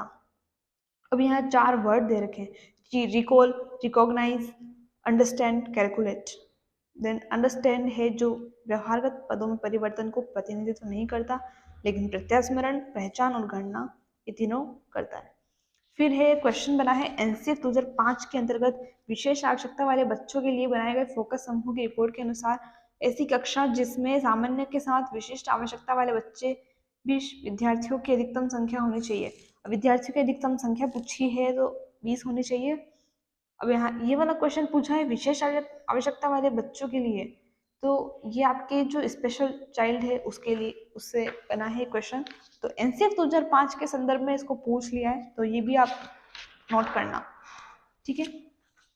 फिर है क्वेश्चन नंबर 137, निम्नलिखित में से कौन सा समावेशी कक्षा कक्ष के लिए सहयोगात्मक आकलन की विशेषता नहीं है? देखो, वैसे तो असेसमेंट सिलेबस में नहीं था, लेकिन है ना, आपको इस बात का ध्यान रखना है कि असेसमेंट के बारे में भी पढ़ के जाना है, जो जो उसके पॉइंट थे वो भी, ठीक है। फिर है क्वेश्चन नंबर 136, निम्नलिखित में से किस शिक्षक विधि का लक्ष्य विद्यार्थियों की सहायता से सामान्यीकरण करवाना है? आगमन विधि से, व्याख्यान विधि से, सामान्य विधि से, संश्लेषण विधि से। आगमन विधि से विद्यार्थियों की सहायता करके सामान्यीकरण करेंगे, ठीक है। फिर है क्वेश्चन, निम्नलिखित में से गणित क्लब में गणित शिक्षण की भूमिका होनी चाहिए। मैथमेटिक्स क्लब है, उसमें टीचर जो है उसकी क्या भूमिका होती है? वो एक जस्ट परामर्शदाता होता है, जस्ट गाइड करता है बच्चों को, ठीक है। उसके अलावा शिक्षक की कोई भूमिका नहीं है, बाकी सब अध्यक्ष, सचिव, वो सब बच्चे होते हैं उसमें। उसके बाद है क्वेश्चन नंबर 134, निम्न में से गणित शिक्षण में मौखिक कार्य का अर्थ है, क्या है? ये अगेन ओरल वर्क का क्वेश्चन पूछा है, जो पहले सिलेबस में था और अब नहीं है, तो ये अपने को बिल्कुल नहीं करना है, कैंसिल, ठीक है। फिर है क्वेश्चन नंबर 133, गणित की उन्नति और वृद्धि देश की संपन्नता से संबंधित है। यह कथन किसके द्वारा कहा गया था? अब ये जो कथन है ये एक पहले वाले पेपर में भी बना हुआ है, उसमें क्या पूछा था, इसका मतलब ये क्या कौन सा आधार है, सामाजिक आधार है, आर्थिक आधार है, सांस्कृतिक आधार है। ठीक है, अब यहाँ पे डेफिनेशन पूछ ली कि ये किसने दी है, क्वेश्चन वही है, ऑप्शन बदल गए, तो किसने दी है? नेपोलियन ने। फिर क्वेश्चन है, निम्नलिखित में से कौन सा राष्ट्रीय पाठ्यचर्या रूपरेखा 2005 के द्वारा सुझावित गणित शिक्षण का मुख्य लक्ष्य है? क्या है?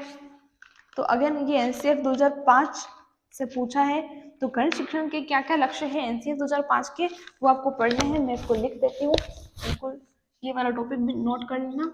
एनसीएफ 2005 के संदर्भ में इससे मैथ से रिलेटेड जो भी है वो आपको पढ़ना है ना,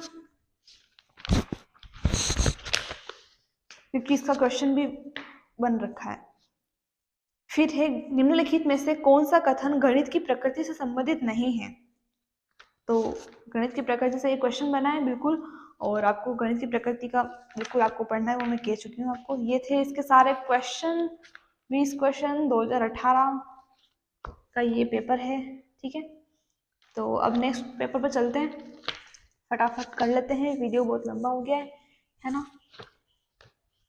ये है सेकेंड ग्रेड 2013 का पेपर, इसकी आंसर की आई थी 10/9/2018 को, ये देख लो, शायद फोकस हो नहीं रहा है इसमें, तो मैं बता देती हूँ आपको। सेकेंड ग्रेड 2013 क्वेश्चन देख लेते हैं, मैं पीछे से चलती हूँ।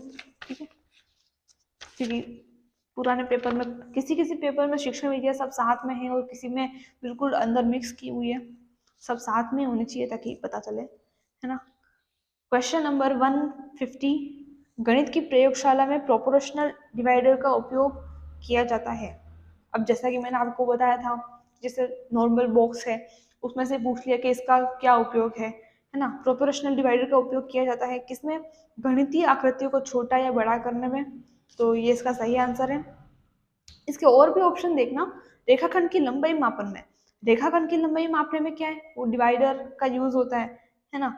तो इन चारों ऑप्शन में भी आपको है ना ये पता कर लेना है कि ये काम है कोणों के मापन में कौन सा एपरेटस आता है, मतलब कौन सा जो साधन है वो आता है, और फिर कोणीय दूरी ज्ञात करने के लिए कौन सा आता है, तो वो आपको देख लेना। इन चारों ऑप्शन के लिए भी इम्पोर्टेंट है, अगर एक पूछ सकता है तो दूसरे बारे मतलब आजू बाजू के चारों पूछ सकते हैं, है ना। फिर क्वेश्चन नंबर 149, कौन सा विद्यार्थी कहलाएगा कि वह घन और घनाभ का अवबोध रखता है? तो ये स्पेसिफिक ऑब्जेक्टिव्स का क्वेश्चन है, आपको अवबोध में क्या होता है ये चारों ऑप्शन पढ़ के और आपको समझना है इसमें। फिर है क्वेश्चन नंबर 148, पाठ योजना का आविर्भाव किससे हुआ? ये भी मैं आपको बता चुकी हूँ, ये क्वेश्चन अगेन फिर से बना हुआ है, गेस्टाल्ट मनोविज्ञान से हुआ है, मतलब रिपीट हो रहे हैं एक ही पेपर में, एक ही एग्जाम के पेपर में बार बार रिपीट हो रहे हैं, तो हो सकता है इस बार भी कुछ रिपीट हो जाए, क्योंकि टॉपिक तो सब होके वही है। फिर है, गणित में मंद अधिगमकर्ता विद्यार्थी को मदद करने का प्रभावी तरीका है। अब गणित में जो डाउन चल रहा है बच्चा, उस बच्चे को मदद आप किस तरीके से करोगे? ऑप्शन के आधार पे इसका आंसर होगा, उस चारों जो आपके दिए हुए होंगे। ऑप्शन चेंज भी कर सकते हैं, क्वेश्चन वही रहे ऑप्शन चेंज हो जाए, क्योंकि बहुत सारे तरीके होते हैं। फिर है, बालकों में अध्ययन की आदतों के विकास के लिए पर्यवेक्षित अध्ययन का सुझाव किसने दिया? तो पर्यवेक्षित अध्ययन का सुझाव किसने दिया है? मॉरिसन ने दिया है, ये पहले पूछ लिया वापिस। फिर है, इसमें ओरल मैथमेटिक्स का क्वेश्चन पूछा है जो नहीं करना है, अब सिलेबस में नहीं है। गणित शिक्षण की ऐसी कौन सी तकनीकी है जिसमें विद्यार्थी अपने उत्तर की जांच तत्काल कर लेते हैं? अब उत्तर की जांच तत्काल कर लेते हैं, ये क्वेश्चन थोड़ा सरफेस से नहीं पूछा है, ये थोड़ा सा अंदर से डीप से क्वेश्चन पूछा है, और क्वेश्चन है अभिक्रमित अनुदेशन का। ठीक है, तो आपको अच्छे से वो मैंने पीडीएफ सेंड करी, उसमें ये आपको मिल जाएगी ये लाइन कि उत्तर की जांच तत्काल किसमें हो जाती है ना।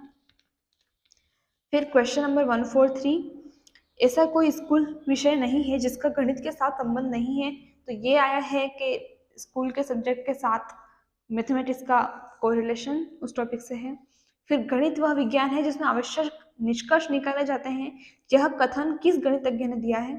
तो मैथमेटिक्स की डेफिनेशंस जो है उसी से ये क्वेश्चन पूछा है, ठीक है। फिर है ओवरहेड प्रोजेक्टर का कक्षा में उपयोग करने का मुख्य उद्देश्य क्या है। क्या है, शिक्षण अधिगम प्रक्रिया है उसको अधिक प्रभावी बनाना, क्योंकि टीचिंग एड सब काम यही करते हैं कि शिक्षण अधिगम प्रक्रिया को प्रभावी बनाते हैं, है ना। तो ये आपको हो जाएगा, है ना। फिर है अगर कोई विद्यार्थी गणित में उपलब्धि औसत से कम है तो अध्यापक को क्या करना चाहिए। अब ये भी है ना, ऑप्शन पे डिपेंड आंसर है इसका, कि विद्यार्थी को गणित संबंधी कठिनाइयों का पता लगाने हेतु निदानात्मक परीक्षण देंगे, है ना।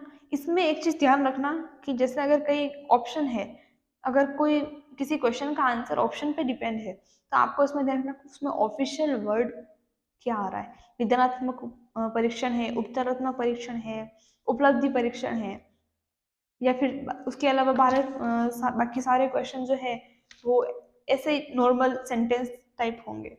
तो ये आप ध्यान रख सकते हैं। कंफर्म नहीं है कि ऐसे ही आता है, लेकिन है ना एक मतलब पहचान करने का तरीका है इसमें, और कुछ नहीं। फिर है क्वेश्चन नंबर 139, वह जो गणित के सौंदर्य की प्रशंसा करता है। अब ये भी ऑप्शन पे डिपेंड है कि ऑप्शन क्या दे रखा है, तो वो आपको देख लेना है। फिर है वह गणितीय ज्ञान जो कंप्यूटर के लिए आधार है। अब कंप्यूटर से रिलेटेड इसमें पूछा है क्वेश्चन, क्योंकि कंप्यूटर भी मैथमेटिक्स से रिलेटेड है पूरा, तो ये भी आपको ध्यान रख लेना है। बाइनरी सिस्टम ऑफ नंबर है, इससे ये पूछा है। फिर है क्वेश्चन नंबर 137 में क्या है, यदि एक परीक्षण को एक समूह पर 2 या 3 बार प्रशासित किया जावे तथा हर बार समूह के छात्रों के अंकों में वस्तुनिष्ठता रहे तो उसमें कौन सी विशेषता निहित है। विश्वसनीयता, मतलब ये क्वेश्चन बनना है अगेन मूल्यांकन से, मूल्यांकन के सारे टॉपिक आपको बिल्कुल क्लियर कर लेना है। फिर है क्वेश्चन नंबर 136, इसमें आ रहा है कि शैक्षिक उद्देश्य के वर्गीकरण के अंतर्गत क्रियात्मक पक्ष का सही क्रम क्या है। तो आपको ज्ञानात्मक, भावात्मक और क्रियात्मक तीनों के अच्छे से याद कर लेना है। इसमें क्रियात्मक पूछ लिया, हो सकता है भावात्मक पूछ लें, या फिर हो सकता है ज्ञानात्मक पूछ लें, कुछ भी हो सकता है, आरपीएससी है। क्वेश्चन नंबर 135, विश्लेषण विधि से शिक्षण और अधिगम प्रदान करना निम्नलिखित में से किसके अधिगम सिद्धांत के अनुरूप है। ठीक है, तो ये है थॉर्नडाइक के। अब अगर आपने ना मतलब मैं जितना सोचती हूँ उसके अकॉर्डिंग तो ये है कि आपने ये जो है कि विश्लेषण विधि से शिक्षण अधिगम, ये थॉर्नडाइक है कि मैंने तो कहीं भी नहीं पढ़ा था किताब में, ऑथेंटिक बुक्स में भी ये लाइन मुझे कहीं नहीं मिली। ठीक है, लेकिन है ना अब इसमें दे रखी है तो आपने अगर कहीं नोट्स बना रखे हो तो उसमें ये चीज नोट कर लो कि विश्लेषण विधि से टीचिंग लर्निंग प्रोसेस जो है ये थॉर्नडाइक के सिद्धांत के अनुरूप होती है। ठीक है, फिर है गणित में सोचने और तर्क करने की क्षमता का विकास निम्नलिखित में से कौन सी विधि अधिक सहायक है। तो समस्या समाधान विधि सबसे अधिक सहायक है मैथ्स के लिए, ये नॉर्मल है। उसके बाद क्वेश्चन नंबर 133, जब आपकी शिक्षण विधि प्रभावी नहीं हो रही है तब आप क्या करेंगे। ये ऑप्शन बेस्ड क्वेश्चन है, ऑप्शन चारों पढ़ने हैं आपको, उसके बाद उसमें आंसर देना है। उसके बाद है क्वेश्चन नंबर 132, गणित के संप्रत्यय विकास के लिए निम्नलिखित में से कौन सा क्रम उपयुक्त है। अब गणित के कॉन्सेप्ट डेवलपमेंट है मैथ्स का, उसके अंदर कौन सा क्रम पूछा है तो मैं इसको लिख देती हूँ, हो सकता है क्वेश्चन रिपीट भी हो जाए, और ये किससे आया ये मुझे पता नहीं चला है ना। मैं इसका जनरल है, देख लेते हैं, इधर लिख लेती हूँ, दिखता है ना।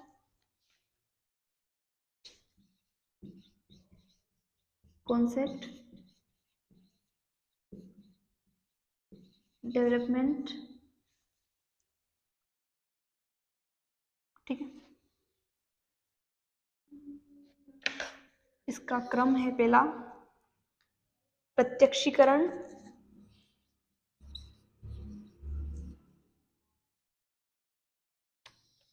दूसरा है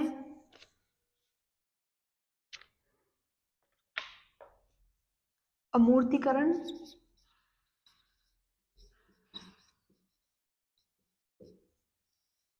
और तीसरा है सामान्यीकरण।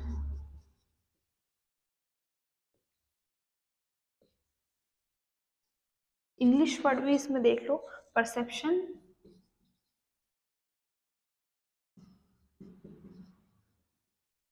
फिर है एब्स्ट्रक्शन,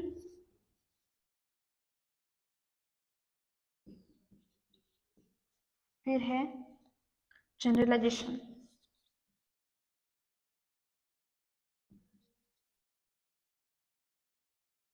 है ना, थोड़ा सा ही नहीं लिखा है नीचे, लेकिन ये है तो इस चीज को भी आपको ध्यान रख लेनी है ना। उसके बाद है निम्न में से कौन सा कथन गलत है। मूल्यांकन के संदर्भ में ये क्वेश्चन पूछा है, तो मूल्यांकन में क्या क्या होता है वो आप इसमें देख लेना, मूल्यांकन के बारे में अच्छे से पढ़ लेना। उसके बाद है, लगता है 20 क्वेश्चन हो गए इसके भी। तो ये थे ये सारे पेपर, और हर पेपर के हर क्वेश्चन का पेडागोजी का एनालिसिस किया है आज हमने। तो आपको ये एनालिसिस कैसा लगा वो भी कमेंट में बताना। अब इस चीज को अपन समराइज कर लेते हैं कि वापस अपन आते हैं सिलेबस पे। ठीक है, सिलेबस से अब अपने को क्या क्या पढ़ना है। देखो, सबसे पहले मीनिंग एंड नेचर, मतलब नेचर से क्वेश्चन बना है तो नेचर आपको पढ़ना है बिल्कुल। फिर जनरल और specific objectives of mathematics teaching और ब्लूम टैक्सोनॉमी। ब्लूम टैक्सोनॉमी आपको पढ़नी है और बहुत इंपॉर्टेंट है। और स्पेसिफिक ऑब्जेक्टिव्स, उसके अंदर ज्ञान, अवबोध, ज्ञानोपयोग, कौशल, अभिवृत्ति, अभिरुचि, उन सब के बारे में ना अंदर क्या होता है, बच्चा क्या कर पाएगा किस वाले में, आपको ये बहुत अच्छे से पढ़ना है। फिर है मेथड ऑफ मैथमेटिक्स टीचिंग। ठीक है, मेथड में कौन कौन से हैं, संश्लेषण, विश्लेषण, आगमन, निगमन, अन्वेषण, प्रोजेक्ट मेथड, प्रायोजना विधि, और प्रयोगशाला विधि, लेबोरेटरी, है ना। ये सारी विधियां आपको अच्छे से डिटेल में पढ़नी है, क्वेश्चन अंदर से पूछ लेंगे। ठीक है, फिर है सुपरवाइज स्टडी, पर्यवेक्षित अध्ययन। आपको डेफिनेशन पूछ रखी है सरफेस लेवल की, तो ये वहां से पढ़ लेना। अभिक्रमित अधिगम में एक पेपर में क्वेश्चन अभी लास्ट में अपन ने किया था, उसमें डिटेल में पूछ लिया था अंदर से, ताकि आपको नॉर्मल उसके बारे में ध्यान होना चाहिए, किसने उसकी किसने ये दिया है और कैसे क्या है। ठीक है, फिर है निर्मितवाद अधिगम, इसके बारे में भी आपको एक सरफेस लेवल की जानकारी होनी चाहिए। वैसे तो ये ना आपके फर्स्ट पेपर में साइकोलॉजी में आपको ये पढ़ना है अधिगम के सिद्धांतों के अंतर्गत, लेकिन फिर भी इसमें आपको इस संदर्भ में ध्यान रखना है। ठीक है, फिर है importance and meaning of lesson plan और unit plan. Lesson plan Herbart वाला आपको अपन को पढ़ना है, और मोरिसन का यूनिट प्लान अपने को पढ़ना है। ऑडियो विजुअल एड है, तो इसमें आपको ध्यान रखना, एक ऑडियो विजुअल एड में आपको एक तो प्रक्षेपी कौन सी है और अप्रक्षेपी कौन सी है वो आपको देखना है। एक एडगर डेल, इसका अनुभव शंकु आपको पढ़ लेना है। ये अलग से इसमें पर्टिकुलर लिख नहीं रखा है, लेकिन फिर भी आपको है ना ये चीज ध्यान रखनी है कि इंपॉर्टेंट है। ठीक है, हर पेपर में पूछी हुई आप देख रहे हैं। फिर है कॉन्सेप्ट ऑफ कोरिलेशन। कोरिलेशन के बारे में आपको सारी जानकारी पता होनी चाहिए, और इसके जो प्रकार है उन प्रकार में क्या क्या होता है इसको समझ लेना है अच्छे से। फिर context of relationship with other school subject, दूसरे स्कूल सब्जेक्ट से इसका क्या रिलेशन है वो भी आपको देख लेना है। फिर academic and professional characteristics of mathematics teacher, तो मैथमेटिक्स टीचर की क्या क्या विशेषताएं वो आपने देखी है, बिल्कुल एग्जाम में पूछ रखी है। फिर principle of curriculum development in mathematics, पाठ्यक्रम निर्माण के संदर्भ में क्या क्या है, पाठ्यक्रम का विकास के संदर्भ में तो आप देख लेना उसको। फिर contribution of Indian mathematician, Indian mathematician कौन कौन थे, उन्होंने गणित के संदर्भ में क्या क्या आविष्कार किए हैं, किन चीज़ों को दिया है, आर्यभट्ट है, वराहमिहिर है, और क्या कहते हैं, मतलब और भी जो भारतीय गणितज्ञ हैं उनके बारे में आपको ये सब पता होना चाहिए। उसके बाद है evolution in mathematics in term of cognitive, affective और साइकोमोटर डोमेन। तो इवोल्यूशन का आपको पूरा पढ़ना ही अच्छे से, उसमें वस्तुनिष्ठता, वैधता, विश्वसनीयता, उन सब के अर्थ जो है वो आपको पता होना चाहिए। फिर है यूनिट टेस्ट, यूनिट टेस्ट के बारे में आपको पता होना चाहिए। फिर उपलब्धि, निदानात्मक और उपचारात्मक, ये आपको अच्छे से पता होना चाहिए, अच्छे से मतलब उसको डिटेल में पढ़ लेना, इसमें क्या क्या होता है, कौन कौन से पॉइंट्स आते हैं इसमें। ठीक है, उसके बाद है डायग्नोस्टिक और remedial program for retarded children. अब रिटार्डेड चिल्ड्रन और गिफ्टेड चिल्ड्रन, इन दोनों के बारे में आपको पता होना चाहिए। इसके साथ साथ आपको जो अधिगम अक्षमता है उसके बारे में आपको पता होना चाहिए, डिसलेक्सिया, डिस्कैल्कुलिया, अफेजिया, ये जो पूरी मतलब आप इसके बारे में एक अलग से पेपर पे पूरे सारे पॉइंट लिख लो और उसके बाद उसमें ना क्या क्या होता है वो भी साथ साथ लिख लो, ताकि अलग से, क्योंकि इसमें अलग से कुछ नहीं दे रखा है कि है ना अधिगम अक्षमता के बारे में आपको पूछेंगे या नहीं पूछेंगे, ऐसा कुछ दे नहीं रखा है। लेकिन आपको ये पढ़ना है और एग्जाम से एक दिन पहले इसको अच्छे से रिवीजन करके जाना है और एग्जाम में इसका क्वेश्चन आएगा। ठीक है, तो ये आपको इसमें देखना है। तो आज का ये पेपर एनालिसिस आपको कैसा लगा बिल्कुल आप बताना मेरे को, और टेलीग्राम से जरूर जुड़ जाना। टेलीग्राम से अगर नहीं जुड़े तो वहाँ पे सारी इन्फॉर्मेशन आपको मिल जाती है। और इसी के साथ मिलते हैं अगले वीडियो में, तब तक के लिए थैंक्स।